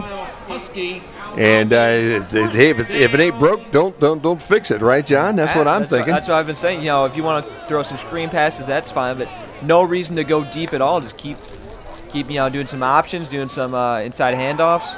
Fake to Surzo, this time up to Poor on the top, and Poor will have a first down, it looks like, before he goes out of bounds. They're going to say he stepped out right at the midfield stripe, so instead of getting 10, we get 9, and it'll be second down and short for the Britons. So the Britons looking to try to put another touchdown on the scoreboard before they go in at the half, and then I would think the second half there are going to be a whole lot of new faces on this football field in the purple and gold. Again, the handoff goes to Surzo again. And Surzo will have the first down as he crosses the 45 down to the 42. First down and 10. St. Ford on the tackle for the Finlandia Lions here this afternoon. Kind of look like the Detroit Lions a little bit, don't they, John, with the blue and the I don't know if that's Honolulu blue or not, but it is blue, light blue. Fake to Surzo, toss to Poor. Poor has a block in front of him, 40. Makes the first guy miss, then cuts and heads towards the out-of-bounds stripe. He will get out of bounds at about the 38-yard line, 37-yard line. Clock will stop with 1:09 to play as they move the chains. That'll be a first down.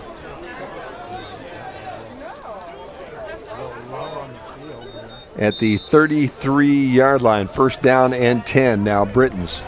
Clock starts. Handoff, Surzo, left side, got a half a dozen or so, inside the 30 to the 29. Now at 59 seconds to play. Husky on the tackle, and the Brits substitute in. Brian Blanzy comes in, heads to the left side of the field. They'll put Trips up there. I'll tell you what, Jared Jones is owning his matchup today. It looks like he is having no problem at all holding Finlandia at bay. And a little wrestling match in the back right corner of the end zone will not be called. It was intended for Justin Thomas. He kind of got hooked up back there, it looked like, with number 6, Bradley St. Fort. St. Fort does have an interception on the season. A little pushing and shoving in that back right corner. Official chose to allow that one to go, and it will be third down now and a half a dozen or so for the Britons. 38 ticks left to go in the first half. Surzo, the running back to the right. They bring Poor in motion, hand the ball off to Surzo. Surzo will have the first down as he crosses the 20 to the 19-yard line, and that'll stop the clock with 33 seconds to go. And the Britons will take their first timeout to talk some things over with 33 seconds left to go in this first half. What you got over there for us? Their first time out of the got an update for us right now, Carlton? Of course. Around the MIAA, we have Olivet leading Alma early in the first quarter, 7-0. Okay. Also, Adrian versus Trine. We have Adrian leading Trine with 9 minutes to go in the first quarter, 7-0. Okay. So that'll be big. That would be huge. Yeah. And for the Michigan State score, I believe we still have Michigan State leading 10-0. Oh, no. Maryland has kicked a field goal to decrease Michigan State's lead to 7. Michigan State still leading, though, 10, Maryland 3. There you go. Back in the good old days, that'd have been all on ticker tape for you there, Carlton. You'd have been reading it. You heard someone going click, click, click, click, click, click, click, and you'd have been pulling off these long strips to read off of, rather than sliding through that iPhone that you got over there. How's that, huh? First down and 10. Britons, 33 seconds left to go in the first half. Ball on the 19-yard line. Let's see if we can punch this in before the half's over. Blanzy drops, looking to the end zone, heading towards the corner, and it's caught but out of bounds. So Sam Blanzy to Brian Blanzy says, hey, we're not the only brother team out there on the field. The Thomas brothers do a pretty good job, but let's see if the Blanzy brothers can't connect for one here on this Saturday afternoon. But that one just a little bit too far, as you see on the replay. 26 seconds to go now in the first half. And we do have some conversation going on. If you'd like to talk to us, we're out there, webcast at albion.edu. Get up and let us know where you're at and if you're enjoying the football game or if there's something that we need to do to make you a little happier. Freeman with the cut to the left inside the 15 to about the 13-yard line. Yeah, from Milton Evans Jr. enjoying the game in Granite Quarry, North Carolina. Go Brits and number 59, Grant Evans. We'll keep an eye on number 59 for you guys. There you go. We will keep an eye on number 59 for you, and it's great to have you out there. Down in North Carolina, it's probably a little warmer than it is up here today. Their second time out of the half. Albion takes their second time out, so it does appear to me, John, that the coach wants to put some more points on this board before the half's over. And again, I think that makes sense. Everything that we heard a little bit about strategy for this football game, get it up to a certain point and then start to back it off. 35-10, it's a 25-point game, but 42-10, 38-10, even I would think third quarter you're going to really see some a lot of substitutions go into that second half. Yeah, absolutely. There's no need. You want your guys healthy towards the end of the season here. No need to risk anything. And you really would like to get this one you figured you got in the books when you started the season. Next week against Olivet to end everything up here, basically with the last ball game for Coach Rundle. You really would like to send him out with a win, and so you don't really want to lose anybody here this week if you don't have to. Freeman cuts, stiff arm at the 5, at the 3, and it'll be dragged down right there. And at 15 seconds left, I would think the Britons will use their final timeout, and they do. So it'll be first down and goal, and I'll tell you what, Doug Freeman, as you said, look at that big old stiff arm he put on him there, John. Yeah, I was going to say, I don't know if they just had some couple practices where they've been just working on that, but it seems like they've been sporting that all game. Timeout, Albion. That great stiff arm used on Taylor Benetti. So that is the last time out of the first half for the Britons with 15 seconds left to go in the quarter. It'll be an interesting call here to see whether they'll put that ball on the ground one more time. They need 3 yards. They've been getting 3 yards pretty easily with every run that they've attempted here so far this afternoon, or whether they'll fake that run and try to find somebody in the end zone for the score. Either way, I'm sure the Brits' idea is to put one more score on that board before they go into that intermission here. And don't forget, at the half, we will have the 8s to open everything up with. We'll watch their halftime performance here today, and then we'll take you around the conference and get you all caught up with all the stats from this first half of football here in Albion this afternoon. Interesting call here. Quarterback fakes to Freeman, throws in the back of the end zone. Blanzy to Blanzy for the touchdown. There you go. And at 6'3", you can't coach height. Nah, you can't. Takes it right away from the Finlandia player. Let's see this replay. And yeah, there is nothing that Connor Bortolini could have done at 5'8", 166 compared to Blanzy's, let me get this here, 6'3", 205 frame. You can only jump so high and put your arms up. I wonder how many other teams around the country right now have 2 brothers, quarterback wide receiver combinations around the United States right now. I would have to believe we have one of very few where you could actually go to 2 different quarterbacks and bring their brother off the sideline and allow them to play pitch and catch like they have always done in their backyard and now here at the field at Albion. So a Brits score exactly what they want to do, 42-10 with 11 seconds left to go here in the first half. Andrew Fabry knocks the extra point through. And I'll tell you what, it's going to be tough to see some of these seniors go next year as well. You know, Fabry on the afternoon now with 6 extra points. He is now 49 for 51 on the season and 10 for 11 in field goals here on the year with a 41-yard long. So, wow, what a great senior year he's had. He'll squib this one. It'll be picked up around the 27-yard line. And still on his feet at the 35. Now cuts it out to the right side. Out of time now. 40-yard line, 32-yard line before he's knocked down. Manny Woods, the freshman out of Flint, made it interesting at least on that last play before the first half, but that will wrap up the first half with the Brits on top 42-10 here. And wow, what an interesting afternoon of football. Exactly what we expected to see. I think the only thing that I didn't expect maybe is that score that Finlandia had in this first half with the 10 points, as they've basically have doubled their season average with the 10 this afternoon. But, you know, give it to Finlandia. They're out here playing a tough brand of football this afternoon, trying to give it everything that they possibly can. With that, halftime here in Albion, and we're going to head it down to the 8s, I believe, and listen to their halftime program today. Take a couple minutes off. We do have a halftime feature for you that we will run after the music. And before we get to that, I think we have one more conversation that we've got out there. So, John, say hey to whoever's out there. How's that? Yeah, from Kaylee Craig. Great webcast. I love being able to tune into the games each weekend. Go Brits. And underneath, Kaylee Craig, in parentheses, Derek Craig's sister watching from vet school in St. Kitts. Thank you, Kaylee. In St. Kitts. Why are all these people that we talk to all the time always in nice, warm, sunny places, Carlton, and we're sitting up here in the Northland where it's going to get cold and wintry here pretty soon? Well, with that, we're going to send it down to the field for the British Eights now and their halftime presentation. When we come back, we'll have a featured video, and then we'll get you ready for the second half here on the Britain Sports Network. One of the greatest Swedish pop bands of the 1970s. Photo for you all. Yes, just in time for the release of Mamma Mia 2. Here we go again. The British Eights is proud to present you some of the most iconic tunes that made ABBA the preeminent Swedish pop band of the 1970s. Please note, Dr. Sam McElhoggle lost a bet with Dr. Leah Jensen Abbott and was forced to do an ABBA show. Any suggestion that he enjoys the music of ABBA, the movies Mamma Mia or Mamma Mia 2, Here We Go Again, or quite literally anything having to do with ABBA is false.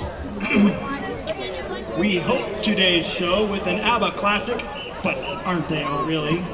Peaking on the Billboard chart at a whopping number 32 in 1976, and theme song to the hit movies, it's Mamma Mia!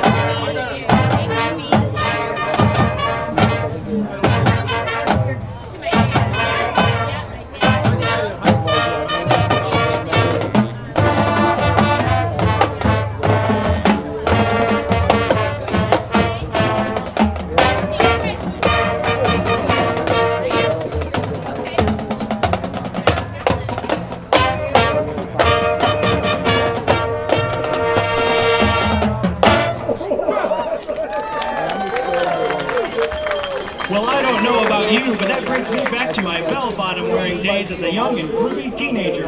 How about you, band? Oh, right, you weren't even born yet. Regardless, we move next to a song with a very special meaning to anyone who has gone all in at a Texas Hold'em tournament. This song broke into the top 10 in 1981. Featuring trumpet soloist and senior music education major Will Anderson, it's The Winner Takes It All.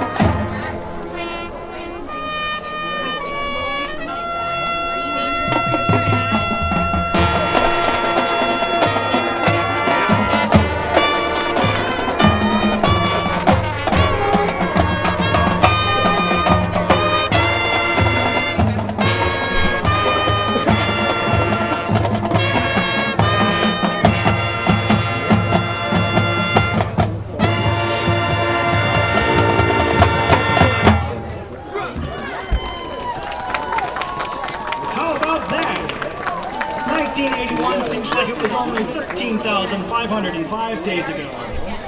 That's 1,929 in dog days. Well, anyway, this next ABBA classic will feature our British 8th color guard and their backup V8 dancers. Choreographed by the extremely talented Morgan Schulte, here is Dancing Queen.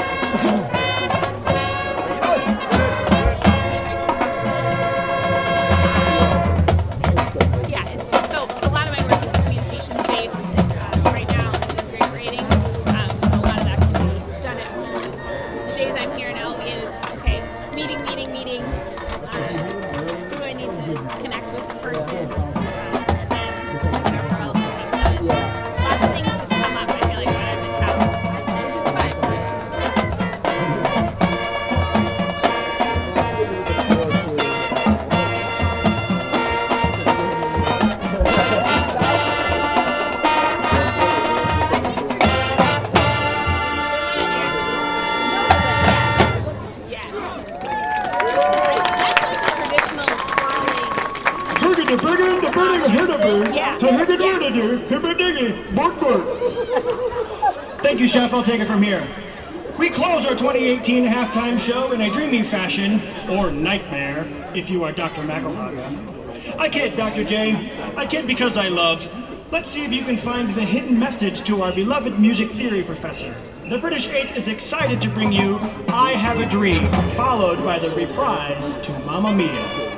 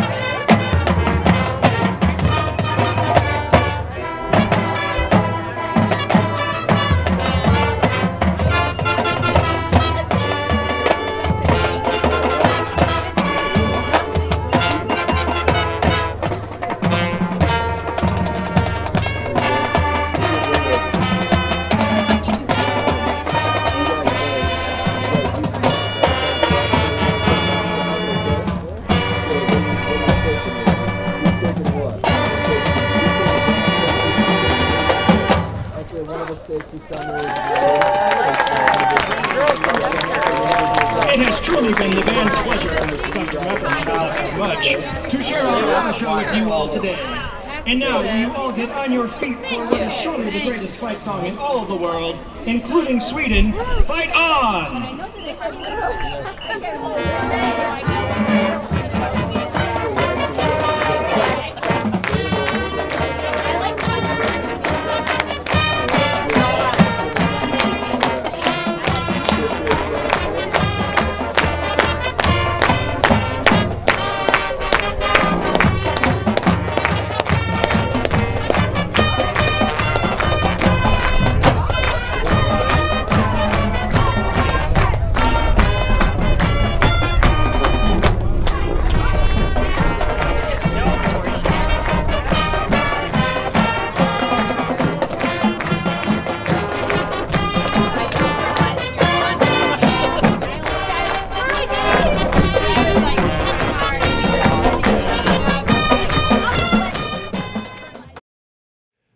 Welcome back to halftime festivities on the Britain Sports Network. We're at halftime of the Albion football game against Finlandia. Sports Information Director Bobby Lee alongside President Maury Ditzler as we catch up on happenings not only on campus, but today we'll talk a little bit about off campus as Maury, a lot of exciting projects downtown. There's Albion Malleable, there's a bakery, and the Peabody Apartments are opening.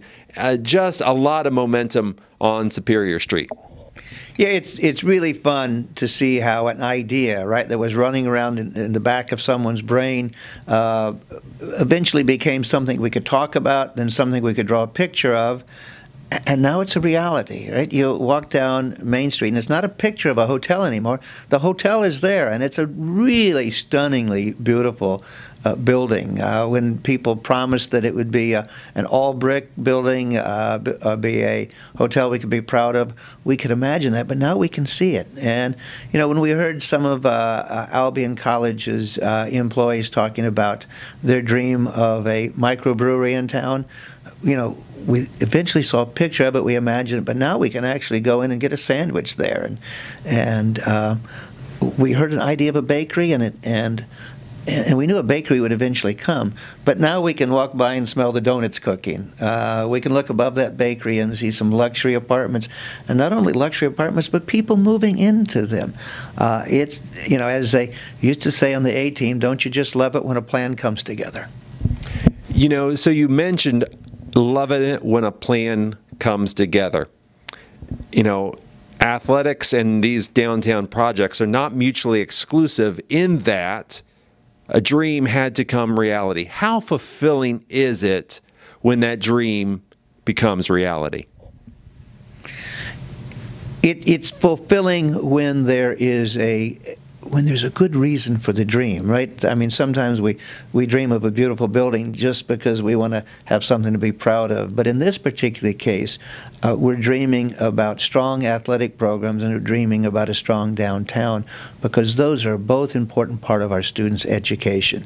Anytime a project that's going to improve student learning comes together, colleges and professors and administrators and alumni ought to feel very proud. We'll send it back to Jim and Jim for second half action. You're watching Albion College football on the Britain Sports Network. Welcome back into the Britain Sports Network in Albion this afternoon. The Brits on top 42-10, and with the first half stats, how about John and Carlton? To start off, we're going to start off with the drive summaries. This game started off very quickly with some very quick scores from both teams. We had Kyle Thomas with the first score of the game for 9 yards with 12 minutes and 13 seconds on the clock. The Fabry kick was good. The Finlandia Lions quickly answered back with the Delonte Johnson rush for 7 yards. The kick was good. Kyle Thomas completed a pass to Colin Poor for 20 yards with 8 minutes and 56 seconds left on the clock. In the first quarter, the Fabry kick was good. Zach Serzo also scored for the Albion Brits with a 48-yard touchdown with 5 minutes and 48 seconds left on the clock. The Fabry kick was good as well. And Serzo again scored for the Brits with a 1-yard touchdown with 1 minute and 6 seconds left on the clock in the first quarter. Finlandia found their way back on the board with a field goal, with a 30-yard field goal with 9 minutes, 51 seconds left in the second quarter. Markel McCoy gets the Brits back on the board late in the second quarter with a 1-yard rush with 4 minutes and 34 seconds left. The Fabry kick was good. And to end the quarter, Sam Belanzi completed a pass to his brother, Brian Belanzi, for 3 yards with 11 seconds left on the clock. The Fabry kick was good. Yes, I can do some of the team summary stats here. So in terms of first downs, nothing surprising here. Albion has more with 21 compared to Finlandia's 5. In terms of rushing yards, Albion has had a field day thus far with 26 attempts for 314 yards compared to Finlandia's 22 attempts for 87 yards. In terms of passing, Finlandia just 11 yards in the day so far. Albion 73. Of course, they don't need to go through the air today. So total offense right now, 387 yards for the Brits, 98 for the Lions. Third down efficiency, Finlandia 0 for 9, the Brits 3 for 4. And then going to the individual stats again, passing has been difficult for the Lions. I know the Brits' defense, especially the secondary, has been quite ferocious. So Delonte Johnson is 2 for 11 with 11 yards. In terms of rushing, Woollever has actually produced well for them. 8 attempts, 60 yards, so 7.5 yards per carry. Johnson also picking up some slack with 11 yards, and Eve with 12 yards. That's pretty much it for the Finlandia offense. They've been pretty lucky with their field position, but haven't been able to produce a lot. Then for Albion's individual statistics, Kyle Thomas 2 for 2 for 29 yards. As we saw, he left the game early with a lower body injury. Sam Blanzy, 6 for 10, 44 yards, also a touchdown. Brits have 3 rushers this game with at least 5 attempts and averaging over 10 yards per carry. Those guys are Zach Surzo with 9 attempts for 103 yards, giving him an 11.4 yards per carry average. Markel McCoy, 6 attempts, 81 yards, giving him a 13.5 yards per carry with 1 touchdown. Doug Freeman, 5 attempts, 68 yards. In terms of receiving, Colin Poore, 6 receptions for 64 yards with 1 long play of 20. And that's been the tale of the game. I mean, nothing surprising. Brits controlling the game. Really not much to say. Nah, at 42-10, I think you pretty well summed it up. Carlton, there are some other games going on around the country, and especially in the conference right now. Let's start with the MIAA. Around here in the MIAA, we have Alma and Olivet tied at 7-7 with 2 minutes left in the first quarter. We have Kalamazoo and Hope just starting the second quarter, also tied 7-7. And at the start of the second quarter, we have Trine coming back after being down 14-0 in the first quarter. Coming back to tie it, actually. 14-14 to start the second quarter. And as for Big Ten football, we have the Michigan State game. It's still at halftime here. Michigan State still leads, though, 10, Maryland 3. There you go. And we're about ready to kick this one off in the second half. The Brits up 42-10 here on the Britain Sports Network. Dropping back deep for the Britons who would get the football. Marlon Martin here on the home side, number 4, and up on the top side, 18, Ralph Gaston. And this one will go to Gaston at the 15-yard line. Straight up the middle to the 28. Wrapped up there at the 30-yard line, and the Brits will be in business right there at the 30-yard line to open everything up. So Ralph Gaston back deep with the Britons kickoff team. And it looks like the British 8th, after a great halftime, now are going to munch down on some Michigan apples here. And do we have somebody talking to us out there from the Interland there, John? Yep, we have a comment from Mo Johnson. It says, Mom, Grandma, and brother watching the game from Livonia, Michigan. Jacob was injured first play of last week's game and never came out. He has the heart and soul of a warrior. Get better, Jacob. Love, Mama Clark. So that is number 25, Jacob Clark, out of Livonia, Michigan, sophomore corner. Brits fake the handoff, toss the ball up to the top of the football field, and it is completed there to Isaiah Gibson. Gibson, the sophomore, gets about 5, maybe 6 out across the 35. They'll mark him at the 37-yard line. So give him about 6 on that opening play, set up a second down and a short 4 for the Britons. And again, we'll grab some new numbers here because I think we've got some things that are going to be a little different here in this second half. Handoff does go to Surzo, and Zach will have the first down, but on the field, Darius Case at one of the tight end spots here for the Brits as we open this whole thing up in the second half. Tyler Sykes also right in front of us right now. And the Britons open with the quarterback of Sam Blanzy, who has gone pretty much all of the second quarter and now opens up quarter number 3. Again, a little screen pass on the left side. This time we'll go for negative yards as they throw it up to Isaiah Gibson, and Gibson will get tossed back at the 39-yard line. He'll lose about 4, and he'll set up a second down and 14 now for the Britons. Surzo now in the backfield all by himself with the quarterback Sam Blanzy, the senior out of Grossport, Michigan. He hooked up with brother Brian right at the end of that half. They give the ball to Surzo, and Zach will be across the 40 to about the 41-yard line. He'll get half of that loss back. It'll set up a third down now and about 12. I would bet that, John, the second half is going to be run, throw every now and then, and run some more. Wouldn't you think? Carlton, that sound about right? Oh, yeah, for sure. When you have a score like this, you kind of want to just get your people out of here and try to avoid injury as much as possible. Get them home. You're going to have to throw on this one. Third down and 12. Ball thrown deep and a little bit short of the tight end, Darius Case, into Finlandia territory. It'll set up a fourth down now and 12, and the Britons' opening drive of the third quarter will stutter after a first down or 2, and they'll have to kick this football back to the Lions. Going back deep for the Finlandia Lions now is Kenny Kajawa, and he will stand right at the 15-yard line. when I was looking at the stats, I saw that Blanzy only punted once for 32 yards, but I think, having him kick it what looked like 60 yards in the air, it's a little misleading stat there. Sam Blanzy kicks this one. It will not be fielded. It will be downed at the 24-yard line, and it will be first down and 10, Finlandia. I would have to believe Finlandia, obviously, not with a number of people on their roster, will come back out with pretty much the same set that we saw in that opening half. Beauchesne will be the tight end, and we expect Aaron Young and DJ Davis, maybe Justin Woolover. Let's see who they've got on the field right now.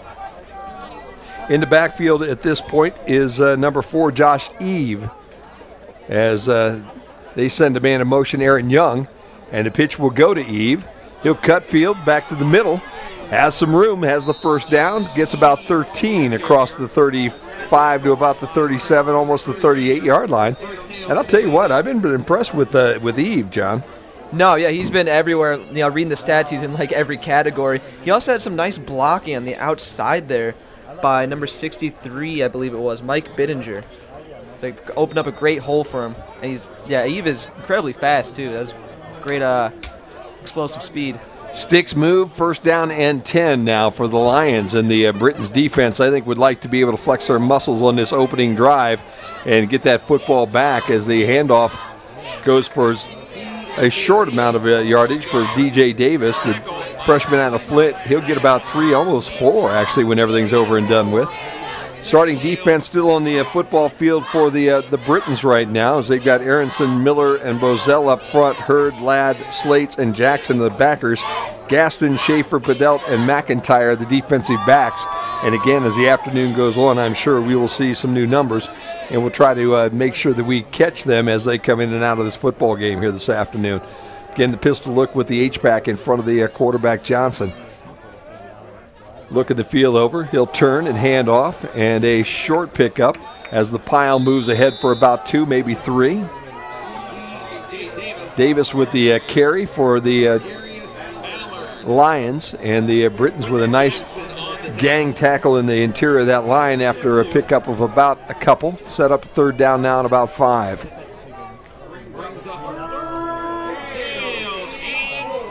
First drive of the second half here for the Lions after the Britons failed to convert a third down and had to kick the ball away. Clock, I would think, if it keeps running like this, is going to run out somewhere around 3 o'clock this afternoon. And we'll be ahead of everybody else in the MIAA. Johnson with time, throws, incomplete. Boy, that one was right on the money. Again, a big lick. Jalen Watson, the intended receiver. Watson with 6 catches on the year. 22-yard is long, but that one I thought he should have had, John. Yeah, he actually, right in his hands, but I think he may have heard some footsteps there, but I think it was Donovan Slates who popped him right at the end there. Well, I'll tell you what, though, if you're going to be a wide receiver on the college level, you're going to have to pull those in, and you're going to have to help your quarterback out with those, even though you know you're going to take a licking. You're going to have to pull those in to keep the chains moving. And instead, 4th down and 4, and the Britons about to get this football back. Poor drops back deep. Kick will drive him even deeper. Goes over his head, bounces into the end zone, and a good idea. The touchback will give the football to the Britons here, 1st down and 10. And again, I think that's where Colin got in a little trouble in that first half with that muff, too. He tried to make that tough pickup, John, and that time smartly just let it go over his head and let it go in the end zone. Yeah, that's exactly what I was thinking. So, again, sometimes you just got to let those go. Better safe than sorry. You see the score. There's no need to be a hero at this point in time. No need whatsoever. So the Brits will have the ball for the second time now. And Nico Ramsey, 81 on the field now for the Brits. He's spread out wide on the visitor's side. He's got single coverage up at the 20-yard line. Brits have triples here right in front of us. Single back in the backfield. The handoff goes to number 7, and we're going to have to go digging for some numbers now. That is Michael Harvey. Nope, that's not kid. That's not Harvey. We got a different 7. I got Cullen Cox. There you go. From Rives, maybe Rivas Junction, I believe. Michigan. You're right. Yep. Had to go to the backside. He's got the D7 here. So we got Cox on the field now, and fake the ball to him this time, and they'll send it to Gibson, and Gibson will come up the sideline for the first down, step out of bounds right around the 40-yard line. So some different faces on this football field now for the Britons. And again, as we said, we expected to see some new faces in this football game as the afternoon goes, and Cox will stay in at that halfback spot. Cullen Cox, the freshman, 6 foot, 175 pounds. And the high snap, fake to Cox, throw up to the flats, and completed Isaiah Gibson, but Gibson will be dragged down in the backfield for a loss of about 2. And it'll set up a third down now and 12, or second down now and 12 for the Britons. So Zach Surzo comes back onto the football field for the Brits. And Cox will take a seat after running about 3 or 4 plays. Gibson comes in motion. Surzo with the football right up the middle of the football field. 45-yard line, 47-yard line.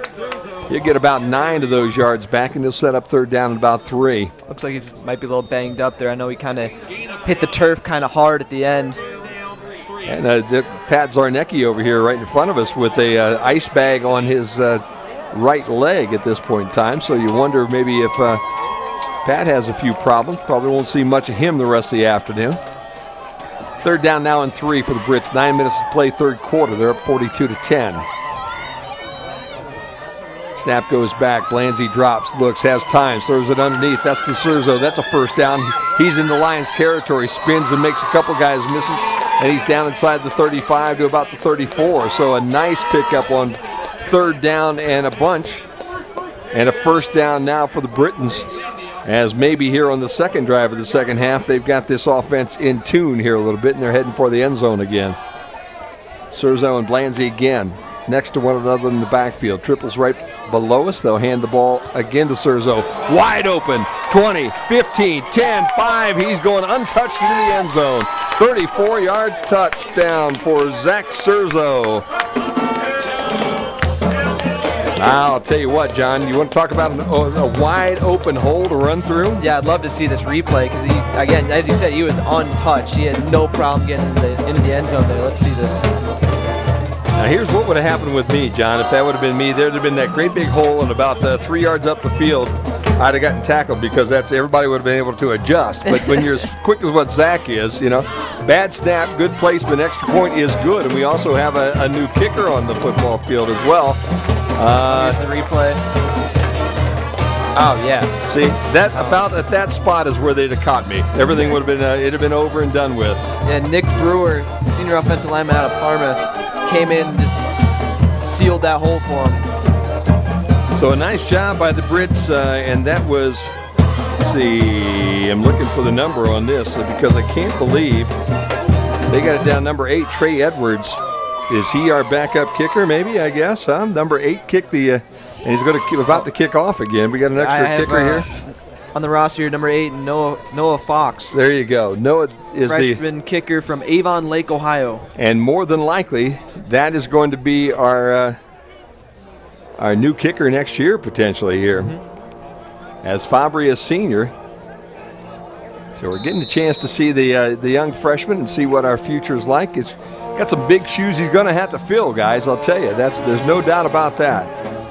High kick, but short at the 21-yard line. It's picked up by Eves right there, and Eves is still on his go, midfield. Cuts course, 40, 35, stiff arm, and finally dragged down, ball's loose, but I think the ground caused the fumble at the 24-yard line, and I believe they're going to say he was down right around the 25-yard line. They're already signaling first down and 10 for Finlandia. And a nice job by Eves to be able to get that football. You've just been waiting for him to kind of break something loose, John, and man, he almost got that one. Yeah, very close. And let's just look at this replay and this potential. I don't think it was a fumble. I think you're absolutely right. I think the ground caused it, but just want to take another look at it. Oh, yeah, absolutely. Yep. Boom. Yeah, great return. Yeah, again, it's good to see with this Finlandia team how they have very talented guys on sides of the ball. They're not just, a mediocre group of guys. They have talented, legit players. Davis with the handoff, and he gets tackled in the backfield, got almost back to the line of scrimmage, but about a yard short. As we head over to Carlton Williams real quick. You got an update for us, Carlton? Yes, I have a few score updates from some scores around the MIAA. We have Alma and Olivet. We have Olivet taking the lead from Alma, 14-10 over there in Olivet versus Alma. We have Kalamazoo and Hope. The score over there is 13 Hope, excuse me. Kalamazoo 7 halfway through the second quarter, and Adrian and Trine is still tied halfway through the second quarter at 14-14. Intercepted by the Brits. That's Chase Knopf with the pickoff, and he's back out to about the 35-yard line. And that one just looked like it was thrown to him. John, watch this one. Yeah, that's why I was a little surprised at first. I thought he ran the route. Looking for Kajawa, I think, and I'm not sure whether Kajawa broke that off a little bit or whether the throw was a little bit in front of him, but it hit Knopf right in the numbers, and he was able to convert that into a takeaway, and the Britons will have the football at the 35-yard line, their own, 1st down and 10. Well, some interesting ball games out around the MIAA. It means an awful lot, and you remember we started at noon today, so we're in the second half. Most of these other games around the area and in the conference are still in the first half, as the opening play from scrimmage will go for about 4 yards here for the Britons. And we've got to look for new numbers again. 36, John, is who? 36, I have Ryan Roberts, freshman running back from Tecumseh, Michigan. There you go, Ryan Roberts, 36. So we're grabbing new numbers, and I've got an old roster here early. Roberts again with the football, and he's going to be close to that 1st down as he's to the 39-yard line. We'll add Ryan Roberts' number here on our list. So Roberts with 2 carries and about 9 yards. Let's see if they'll give him the third opportunity here to get this 1st down. 3rd down and short for the Britons. 6.5 to play in the 3rd quarter. They're up 49-10. It is Roberts again, and Roberts lowers his shoulders but will not get back to the line of scrimmage. Good pursuit by the Lions, and Roberts will actually lose about a half a yard on that, and it will be 4th down at about a yard. Now, this will be an interesting call right here. Your defense has played well enough to leave the offense out and try to continue, John, and get that 1st down. It looks that way to me, huh? Oh, nope. looks like they're just as you said that. Looks like they're switching it up. But. Yeah, they just do that to make us guys in the booth look bad there, Carlton. You see how that works? They hear you. You got to be very quiet when you're doing this up here. Otherwise, the coach will say, "Hey, I heard the guy up there say they think we're going to go for it on 4, so let's put the punt team out real quick." 5:49 and counting here, quarter number 3. The Brits about ready to kick this thing away. Here comes the rush. Nice high booming kick. It will be fair caught at the 20, and he dropped it. And I'm not sure who got on that football down around the 19-yard line. They say the Lions were on it. So, signaled fair catch. But I think Kajawa really got back there. Maybe he lost it. The sun's starting to come out here a little bit, but somehow lost that ball and was able to fall on it. So it will be Lions football with 5.5 to play here in the 3rd quarter. And we are starting to see some new numbers and faces. Let's see. There's Grant Evans. 59 is out there at this point in time. Oh, very good. 93 is a new number as well. Jarius Ballard, who's a freshman defensive tackle, and we'll try to set up a lot of new numbers here as we start to bring people off the sideline and give them a little more time. Ball's on the ground. I think it may be the Brits football. Let's see. It is. Who came up with that? Do you know? It looked like Chase Knopf may have come up with that ball. Watson on the carry. It looked like he fumbled the ball, and it was the Brits. Let's see.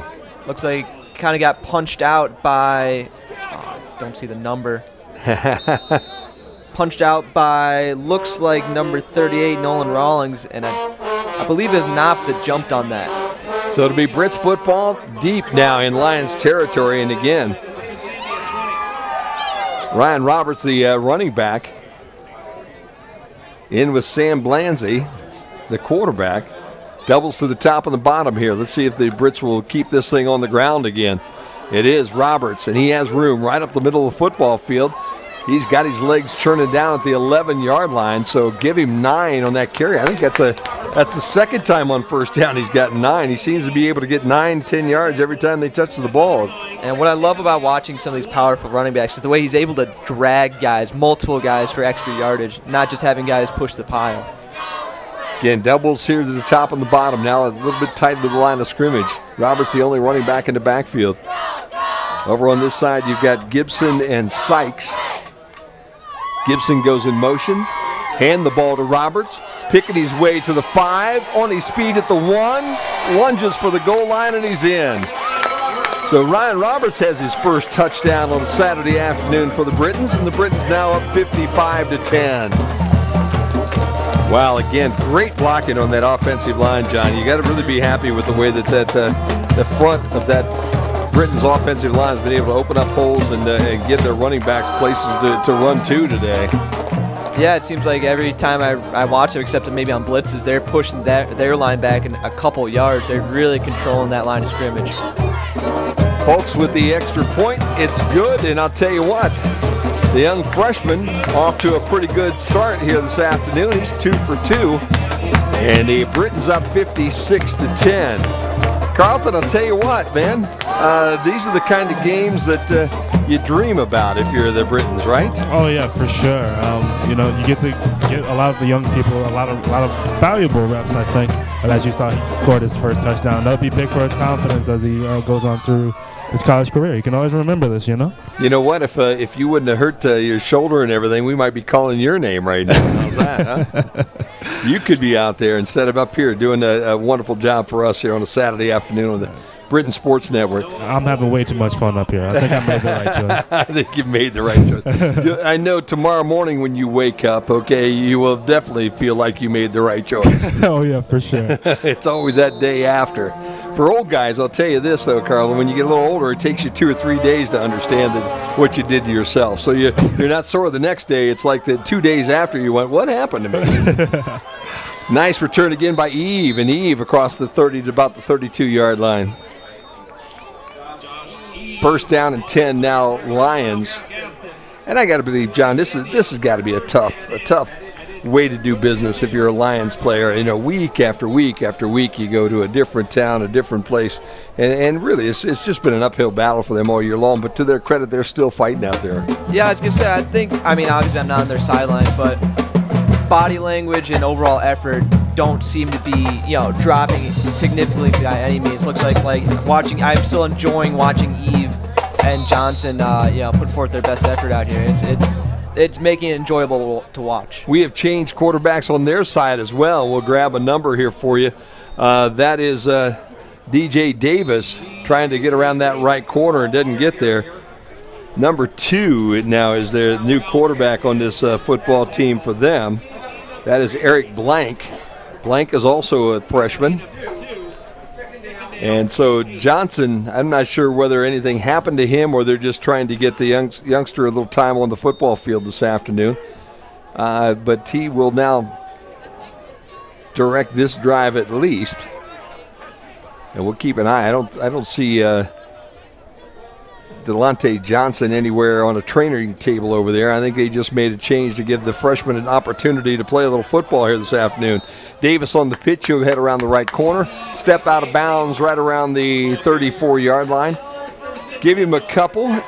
Mitchell on the tackle, and the Britons now have the Lions in a 3rd down and 7 situation. And Alec Blank will have his first 3rd down opportunity of the afternoon, and they have not been all that successful on 3rd downs here this afternoon, John. No, they have not. I need to get the updated stats, but of course, as I mentioned earlier, in the first half, they were 0 for 9. So 3rd down is not the Lions' friend, obviously. Here comes the quarterback rolling. He's got pressure coming from behind, but that's not what got him. Pressure came right up the middle there in front of him and hit him in the form of number 45, Chase Knopf. And Knopf drops Alec Blank for no gain, and it will set up a 4th down now and 7, and the Britons about to get the football back. And great pursuit by Grant Evans there. If Knopf didn't get him, Grant Evans would have from behind. Colin Poore will sit back at the 25-yard line and wait for this kick. And Fornwald will drop back. You know, I'll tell you what, he's had all kinds of things going on all afternoon, and we'll get to Carlton in here in just a minute. But Fornwald has had high snaps, floating snaps, snaps to the right, snaps to the right. He's not had any of them blocked yet today, but he's come very close. He, just like the rest of this Finlandia team, have been running for their lives most of the afternoon. And let's see if the Brits will bring the heat again this time. One guy back, 10 guys on the line of scrimmage. Here they come. Fornwald gets it away barely again. This one will go away from Poore, and he will run away from the bounce, and the ball will finally roll dead just inside the 20 at the 19-yard line. All right, Carlton, you got some updates for us. Yes, around the MIAA, I have Alma scoring a touchdown to tie it up versus Olivet late in the second quarter, 14-14. 14-14. Alma Olivet. And also, we have Adrian taking the lead late in the second quarter versus Trine. Adrian 20, Trine 14. Whoa, there could be a big upset right there. My goodness, Olivet coming into town next week to wrap up the season. Hard to imagine we'll be at week number 10 here this next week, but that's where we're at. And again, the Britons starting to try to make a few things move here as we have Colin Cox again. Cox gets around that right end. I have to see the replay here. Someone, Albion player with a big block on,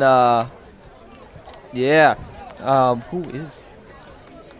Looks like number 81, Nico Ramsey, came in, laid a big block on number 20, Dylan Harden. They're going to take a look at him. One of those, clean blocks, but, if you're not looking. Oh, yeah. Personal foul, face mask. Number 9 on the defense, 15-yard penalty, automatic first down. That'll go against Husky. And I'll tell you, I go back over to Carlton real quick, because being a linebacker out there, those things happen to you every now and then. That head's got to be on a swivel. If it's not, all of a sudden it's on the ground and you're wondering who hit you. Oh, yeah, of course. That's rule number 1 that you learn when you get out there on the football field. Always keep your head on the swivel, because there's always somebody out there looking to knock you right down. Again, if you want to talk to us today, webcast at albion.edu. Send us a note. Let us know where you're at, what you're doing. And I think we have another person that John's going to kind of shout out to here in just a minute. Before that, though, the Brits at the line of scrimmage. Handoff again, straight up the middle. Cox with about 6, maybe 7 as he gets to the 45-yard line, John. We have a message here that I'm trying to decipher. It just says Marco Farmington. Hi, Marco. Hi, Marco. Hope you're having a good time. If there's anything else you need us to do, let us know. 2nd down and 3, and Marco's. Let us know where you're at, Marco, if you're out there. More than likely, if you're like most of the folks that are watching us right now, you're sitting somewhere it's 85 and sunny. Probably in the Bahamas right now, I'm going to assume. No, more than likely. And maybe that's an assumed name, and maybe he doesn't want anybody to know who he is. That's possible as well. 1st down run for the Brits gets them into Lions territory at the 47-yard line. 2:04 to play third quarter right now, 56-10. Brits on top. If you just tuned in, Sam Blanzy has gone the bulk of this ball game. Here comes the jet sweep. Gibson round the corner, up the sideline, looking for a block. 10-yard line, 5-yard line, at the goal line, and he's in. Wow. Isaiah Gibson goes 47 in what you just have to describe as a perfect run, man. He took that ball in that jet sweep and then started looking for the blockers. Took his time, allowed everybody to do what they needed to do, and then when it was all over and done with, he found a lot of turf in front of him in an end zone waiting for him to dive into. Extra point is good. Brits up 63-10. And here's the replay. I'd like to see he split 2 defenders here a little bit down the field. Let's just see the speed here. Just goes right in between them, barely touched. That's how fast he was. He's got that Carlton Williams speed, is what I'm saying. That's what he's got. And then at the very end, it looked like Taylor Bonetti had a shot at him. He got the ankles, but Gibson able to dive for that end zone and get it in. And the Brits now up by 53 with just 1:43 to play here in this third quarter. All right, Michigan State up 17-3. Carlton, I'm going to do the job thanks to Bobby. He just announced that here for us. So it took Carlton Williams. I hope the union will allow me to do that, Carlton. I might get a letter, you know what I mean? Of course. That was Carlton's job, man. You got to let him do his job. Kick goes down to about the 10-yard line, where it is picked up by Kajawa, and Kajawa will bring it out to the 25, maybe the 28-yard line. And it'll be first down and 10 for the Lions. Kajawa is taken down by freshman number 31, Bailey Camigo from Washington Township, Michigan.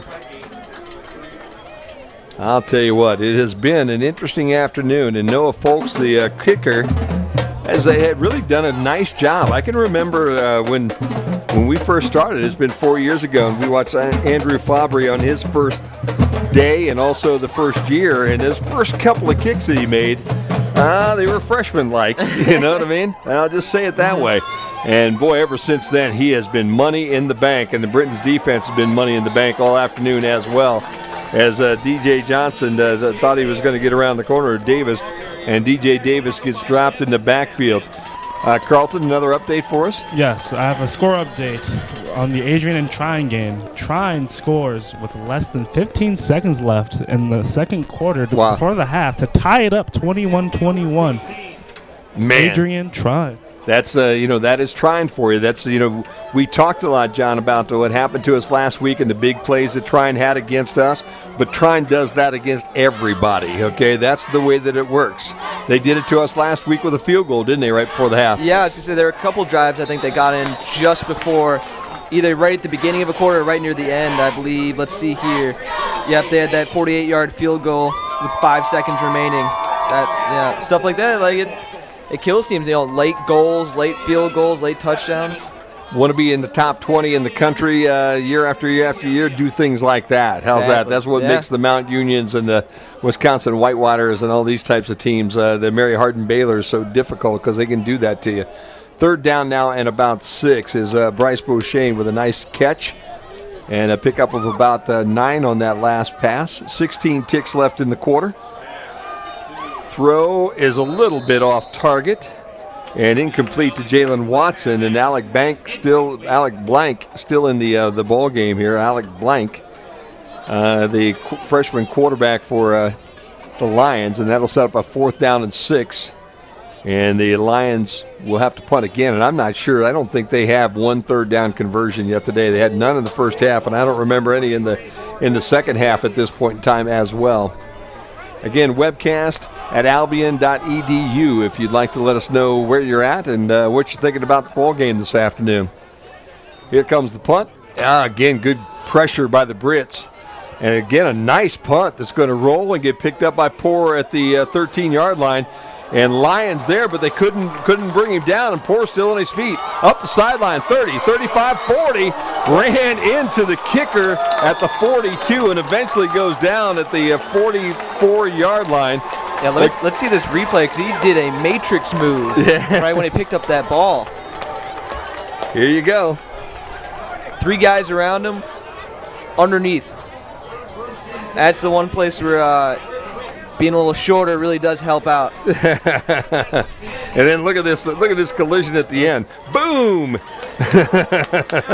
Yeah, he got Cole Fornwald there, the kicker. He got him right in the chest. Cole Fornwald is not a little fella either, folks. No. If you want to know, Fornwald is a pretty good guy. He is 6 foot 235 compared to Colin Poor's 5'8", 175 frame. That'll do it for the quarter number 3 as we flip things around. The Brits with the football with a new 15, and John with a new message from the ether. Yeah, we got a message from Dick Ritter, class of 66. Took afternoon off grouse hunting in Grayling to watch Brits. Go number 45, Chase Knopf, whom I helped coach Coach Buer recruit from Bradenton, Florida. There you go. Good to hear from you out there in that Ethernet, and over to our other partner today, Carlton Williams, with an update on the scoreboards. I have an update on the Alma Olivet score. I have to make a correction earlier. I said Alma had 14. They missed the field goal attempt. They only have 13, and Alma scores a touchdown right before the half. Olivet scores a touchdown right before the half to increase their lead. Olivet 21, Alma 13. Wow. So those extra points will always get you, man, if you can't knock those things through. Oftentimes you think, okay, you missed that 1 point, John, but boy, how many times have we seen that 1 point come back to bite you at the end of the game, huh? Yeah. Even if you missed it in the first quarter, you look back and say, boy, if we'd have just hit that one then, you know what I mean? Mm-hmm. But instead, at this point in time, we've got some real competitive football going on in the MIAA, and they're all heading towards the half as we're heading towards the fourth quarter here in Albion. 15 to go. 63-10 Brits on top over the Lions. Blanzy again at quarterback. Calls for the football, turns and hands off. And again, we're back into Colin. We're going to Ryan Roberts again, number 36. Roberts has come in here in this third quarter and now the fourth quarter, and he has become the workhorse out of that backfield now. And, John, in just a minute after this one, we'll let you shout out to somebody new. 2nd down and 9. Fake to Roberts.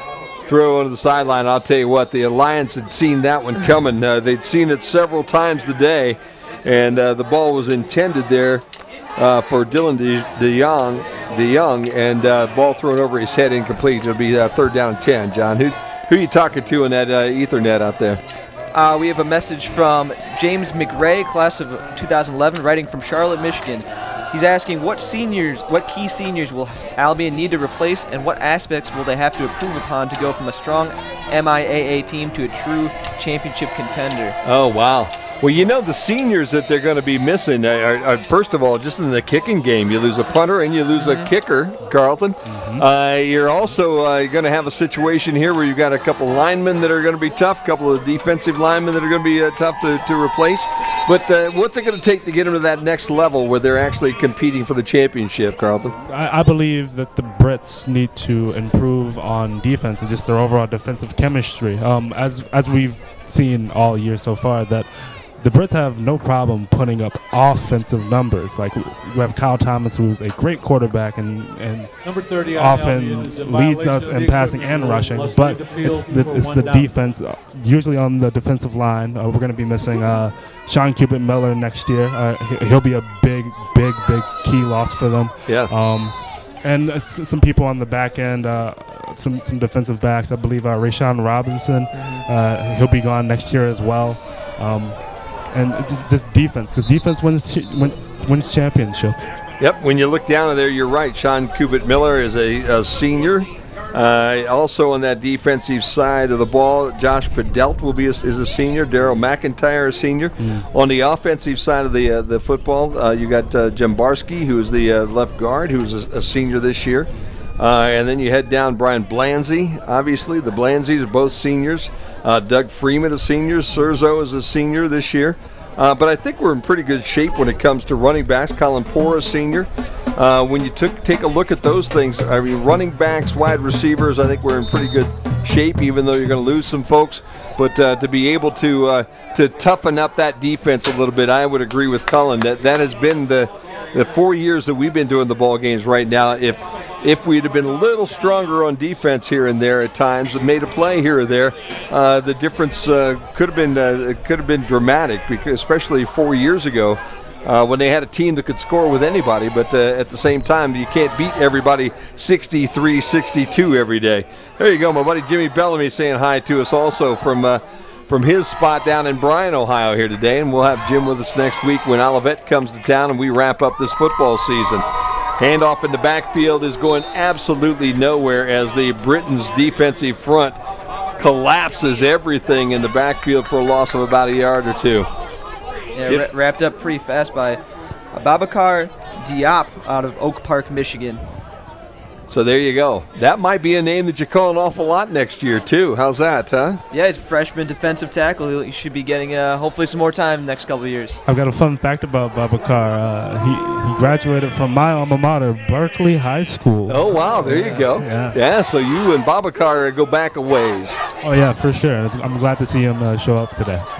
So Brits there with the loss of about 3, sets up a 3rd down and 10, and they did at least complete this one, but it's well short of the first down at the 25-yard line.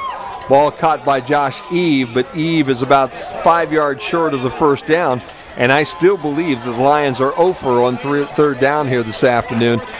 11:45 to play in this football game, and the Britons will have the football back with a 53-point lead. Poor goes back again. Here's a young guy again that goes back, and you would bet, John, that maybe an Isaiah Gibson fills in maybe for him next year at this point in time. And again, Rayshawn Robinson was the guy that would normally return your punts. Yeah, exactly. We've seen instance. Oh, great call and great catch. But yeah, we've seen his explosive speed this season and this game. So yeah, I think that's a role he could definitely take on. I think next year you're going to see Isaiah Gibson come into his own here. Again, you're losing Tyler Sykes, another one of the wide receivers. John Lewis is a senior this year. So all in all, I think we are pretty solid with most of the skill players being able to step up next year. And that offensive line, I mean, you got both the Jones boys there on the left tackle spot. Mm-hmm. You kind of wonder whether Jared and Jordan somehow both find their way onto that football field next year for this football team as well. 11:19 to play in the ball game here with the Brits in possession with the ball. Blanzy turns, hands off, and again Roberts with the carry. Roberts gets around the corner, and are we going to get a face mask call or not? No, I don't think so. No flag, and I'm not sure what the line judge was behind the play enough that he couldn't see exactly what happened, but the tackle saves the first down, but 8 yards on that opening play of this drive, and it'll be 2nd down and 2. Yeah, looking at the replay, he did not appear to get the face mask, but he did have the arm around the neck, though. That's what a little hard to tell from here. So a great call by the line judge there, who was right on top of the play, and obviously we always would like to have a couple extra yards tacked onto something. 2nd down run by Roberts again will be a 1st down now as he gets 3, needs 2. Move the chains, keep the clock going. That's the name of the game from this point on with 10.5 to play in this football game. And I think most of the MIAA is at halftime right now. Am I right, Carlton? Yes. Everybody pretty much at the half? Yes. Every other game in MIAA is at halftime. So the question we have is whose band's doing the best right now, Carlton? Are you hooked into any of those at all right now, or can you tell us? I guess not. I'm looking at him. He's looking at me like, holy smokes! When I signed up for this, I didn't think I was ever going to ask that question. That was not the question that I thought was coming my way. Got to keep you on the toes, Carlton. Keep you on your toes. Pickup of about 5 for the Britons on 1st down. Makes it 2nd down now and 5. And the Britons, again, another new face on that in that running back spot, John. I think I got a Parker Goupel. There you go. Hopefully I'm pronouncing that correctly, from Linden, Michigan. And he stays in at that running back spot. And they will hand it to him again. A bad exchange there, but he's able to get both hands on the football and ahead for about 2 yards. So it'll be... So I was waiting to hear Bobby take that last name on, but we're going Goupel right at this point in time. How's that, huh? That sounds good to me. And he will come to the sideline right now, so we'll go back to a more traditional name in Roberts. Britons with the football, 3rd down and 3 yards to go. And you've got to believe right now, if they don't get this 1st down here, they will go for it, I would believe, on 4th down. Handoff goes to Roberts. Roberts finds room off the right side. He will be very close, and I believe he has it. Poked his head down at the 39-yard line, kept the feet moving, and he ends up at the 37. Needed the 38. That'll be a 1st down for the Britons. And again, a new one. Here you go. Sam Puryek. out of Dryden, Michigan. There you go. They've got him listed as a quarterback, but right now he is lined up as a running back. And we'll call him. Hand it to him, and he's got the football, and in fact makes the first guy miss and is forward to the Payek is what what Bobby's calling him, so we'll call him Payek as well, and that pickup of about 7. Nice job. Made something out of absolutely nothing there. Payek, the running back again, and again we've seen an awful lot of new faces here as we move our way towards the end of this football game. John Lewis, one of the wide receivers right here on the in front of us on the home side. They'll go back to the run again, and this time for a loss of a yard or 2. As Payek gets knocked down after losing 2, so he gets 6 on the first carry and loses 2 on the second, and Roberts replaces him now in the backfield.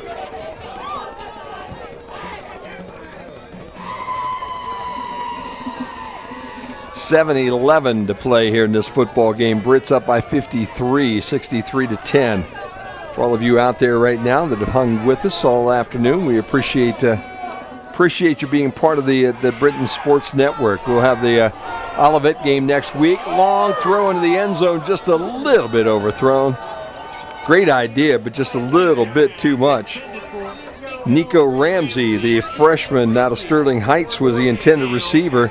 A little more air underneath that one for Blanzy, and that would have been another hookup in the end zone. John, you got somebody out there talking to us? Yeah, I got a message that says, "Go Brits" from Beth Nolan from Farmington. Son is redshirt Ray Massa, so we'll have to keep that name in mind for the next couple years. There you go. We will. You, my friend, will probably be earning large dollars next year somewhere. Of course. Okay? Yeah. And so you will leave that to Mr. Bellamy, myself, and Carlton probably next year to have to pick up the pieces, Carlton, right? Of course.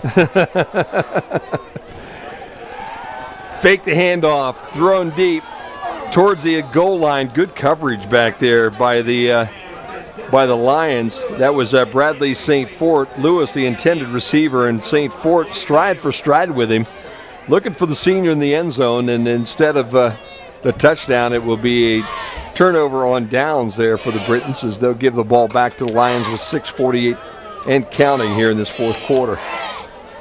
Well, it's been the game that we expected, though, this afternoon, John. I tell you, that would have been the shocker if we'd have been sitting here looking at a ball game that was within a touchdown right now. Then we'd have been sitting here concerned about what was going to happen next week and next year. With what we've seen, though, today, I think it pretty much was expected when we got here in the press box this afternoon.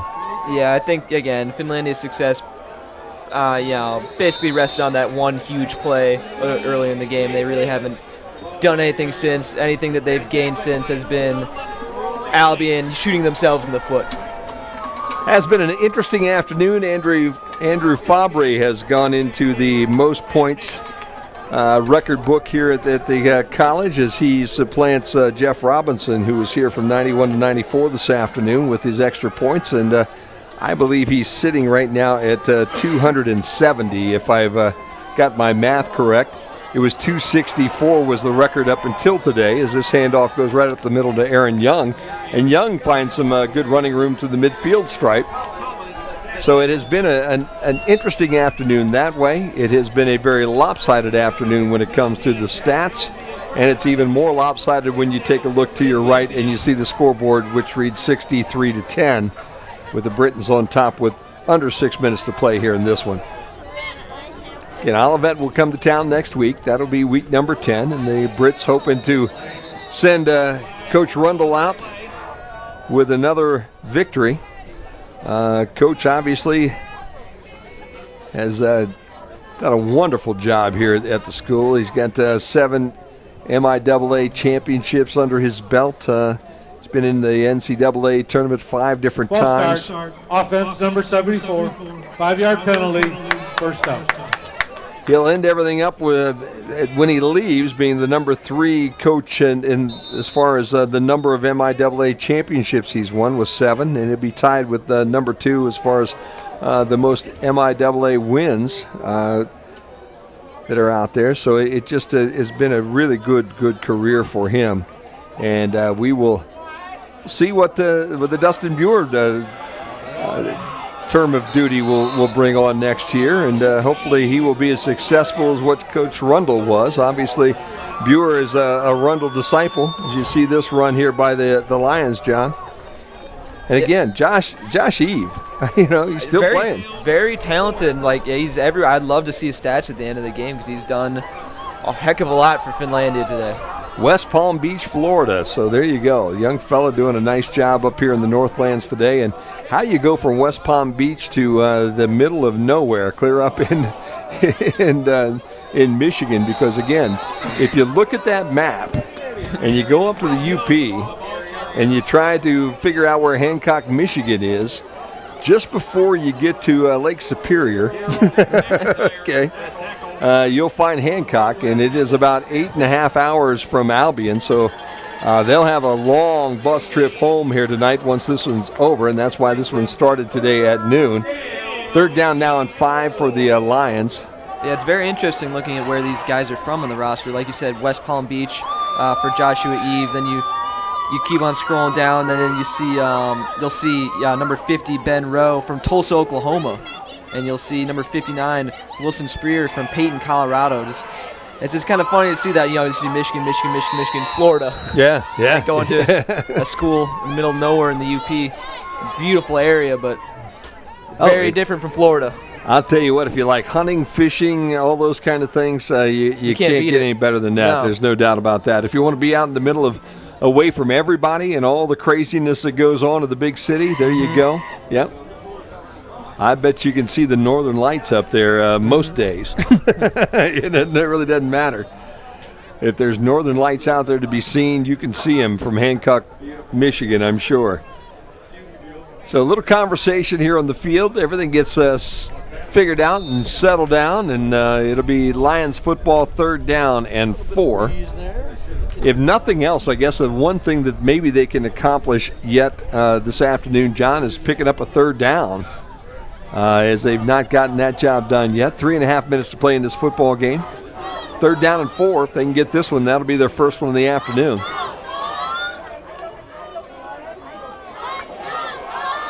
And here they go. Around the left end goes Alec Blank. And Blank gets basically to the line of scrimmage, runs into a whole bunch of Brits, and he'll come up short again. It'll be 4th down now, and I would have to believe the Lions will go for this one. Yeah, why not at this point in the game? Just doesn't matter. Test the defense, see what your guys are capable of. Nothing to lose. Nope, nothing at all to lose. Give it to Eve. Elverson Mitchell and Daryl McIntyre on the tackle in that last one. 2 minutes and 39 seconds, 4th down and 4 for the Lions. Blank will roll right. He'll throw. He's got his man. Is that enough for the 1st down? I guess it looks like it. Jalen Watson, the 6'5", 200-pound freshman, pulls in the completion. Now he's got his helmet off, and he's doing a little talking, so he's heading to the sideline, but that will be a pickup of 5, and that will keep the Lions on the field. But there is a flag on the field right there where he went down, and we'll see what that call is. If it is against the Britons, I'm sure they will probably take whatever it might be, because it was a pickup of about 5. But we're about to find out here real quick.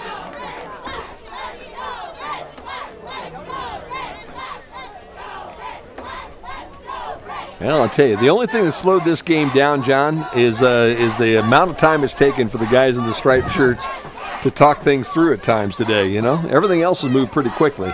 Yeah. But they've been down there working things out, and to their credit, man, they get it right. But it does seem like we've had a number of conferences down on this football field today that have taken longer than normal when the guys in those striped shirts get together. I think they're looking for a little more TV time today. What do you think, huh? Yeah, they're really milking it out there. Yeah, maybe we'll get somebody to shout out to one of the officials before the afternoon's over. Here we go. Now we'll find the decision real quick. Unsportsmanlike conduct. Offense number 13. Unsportsmanlike conduct. Defense number 18. The distance penalty is offset. It's the first unsportsmanlike conduct penalty for each player. There you go. That's why you had to work it out, because you had bad things going on both sides of the ball. The result is a 5-yard pickup. The result is a first down. It'll be first down and 10 now for the Lions as we go to Carleton. Result of the play was a first down. Talk to us, Carleton. What you got out there, buddy? I have an update for the Michigan State football game. Michigan State just scored early in the fourth quarter to increase their lead on Maryland 24-3.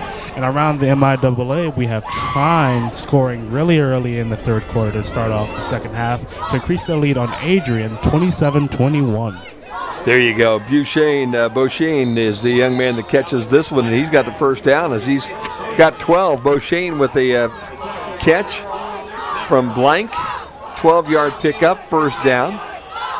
And Trine, you just had to kind of figure that was going to happen there, Carleton, didn't you? That Trine team, that's come right out and put it on you right there to start the third quarter. Of course, they score quick and often.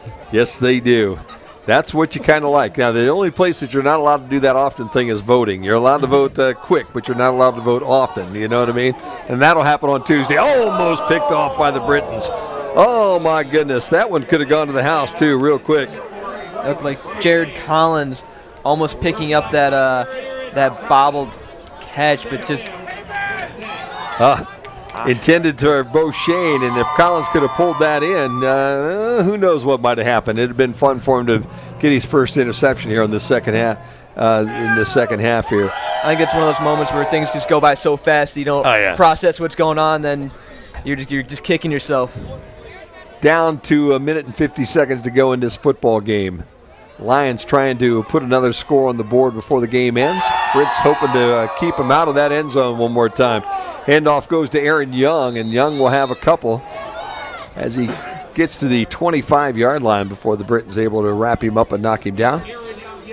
And the clock down to a minute and 36 seconds and going.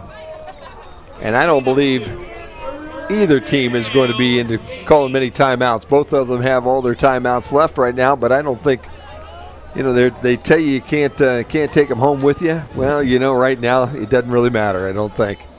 Minute and 18 seconds to go and counting. Third down now and 8 for the Lions. Blank drops, throws, has his guy, and he'll be close to that first down. Kajawa with the young guy with the catch, he'll have enough for the first down. Needed 8, got 9. Yeah, another play where Jared Collins he was there, he was in the area, just didn't quite finish the play, didn't quite wrap up there. A lot of new faces out there on the field for the Brits. Also, Cole Holenbeck on the field here from Frankfort, Michigan, just checked into the lineup for the Britons. 42 seconds. See if the Brits can keep the Lions out of the end zone. Fake the running play. Quarterback keeps it blank around the left end. He's still on his feet inside the 10 to about the 6. Now they might call a timeout. There you go. The Lions will maybe call that timeout. They'll move the stick, so that'll stop the clock, and then they wind it up again, and the Lions are going to let it go. 25 seconds, 24 seconds. First down and goal inside the 10.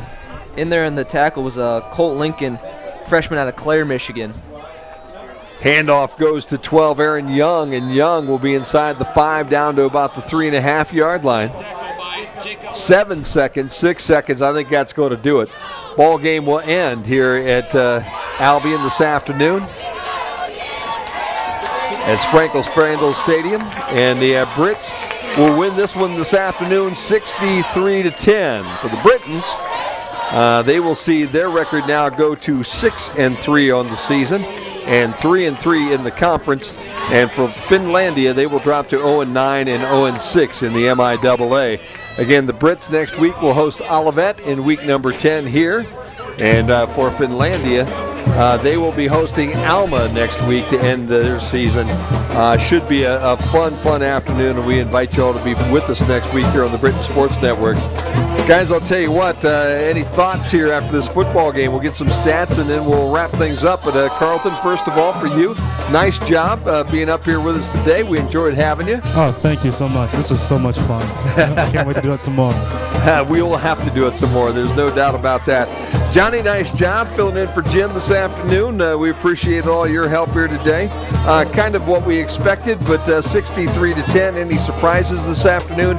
Anything that you're going to take with you this afternoon where later on tonight you say you should have seen this? This is what the Brits did today. The only thing I'll say is maybe Brits got to be a little bit smarter with the ball sometimes, and like fielding those punts, and just holding that ball, like Carlton said earlier, high and tight. Because I think like when we got that comment or that question saying what does it take to be a championship team, I'm not a football expert at all, but I know turning over the ball doesn't help.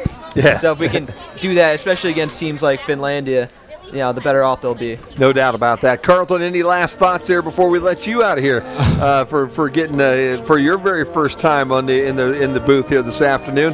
What is your takeaway here this afternoon? Just more of the same for the Albion College Brits. So same thing that John said here. They just need to take care of the football. Turnovers are killer to any team. And you can't win big games versus good teams if you turn the ball over. And besides that, that's all for me. I'd like to thank you for having me with you guys. I've had a lot of fun, and I can't wait to do it some more. Well, we will bring you back. How's that? Carlton Williams has been our guest today. We're going to have him on the sideline today, but we had a little malfunction with some equipment, so Carlton got to stay up here in the booth. It had been a little chilly down there on the sideline, John, don't you think today, huh? Yeah, I was pretty jealous. Yeah. Because I've always been working out there, but actually, I forgot that Jim wasn't going to be here, so when you told me, I was like, oh, yeah, that's right. So I got pretty excited. Well, it's always good having you. We've enjoyed the time that we've had together. We got one more week together here before you're going to graduate and move on to that next level, okay? And I'm sure there are probably recruits in the field today that are recruiting football players maybe for the next level. And they're probably what's your major, John? I'm a history major and a communication studies major. Well, there you go. Then maybe there's somebody out there that's looking for you as well on that sideline that's going to recruit you into that big $150,000 a year job next year. And then right. Carlton, we're all hoping that John remembers us when he takes that job, right? Oh, yeah. Don't forget about me. Hey, don't forget to save me some money. So the Brits had a very easy afternoon of it here against the Lions this afternoon. Let's see if we have anything that we want to wrap up with. You got some stats over there, Kenny. He's going to bring them up. Nope. All right. Well, why don't we just wait for a minute or two because we have some stats maybe coming yet. And then we'll wrap things up. Again, next week we will have a ball game here with Olivet. At this point in time, week number 10, around the week number 10 schedule for next week, it'll be Hope at Adrian, Tryon at Kalamazoo, Alma at Finlandia, Olivet here at Albion. And it should be a very, very interesting week number 10 here for the Brits, who are going to try to wrap some things up and send their coach off to retirement there with a nice winning season. I tell you what, John, that's the one thing that has been so impressive with Coach Rundle. There have been very, very few years when Coach Rundle didn't have a 7-3, 8-2 type season. I mean, a bad year for Coach Rundle is a year just like this one where he may end up 7-3 again. Okay, 6-4 for Craig Rundle was not an acceptable year in his mind, and with his 22 years that he's got under his belt, this being number 23, that's pretty darn impressive for any coach to be able to have that kind of a winning percentage year in and year out.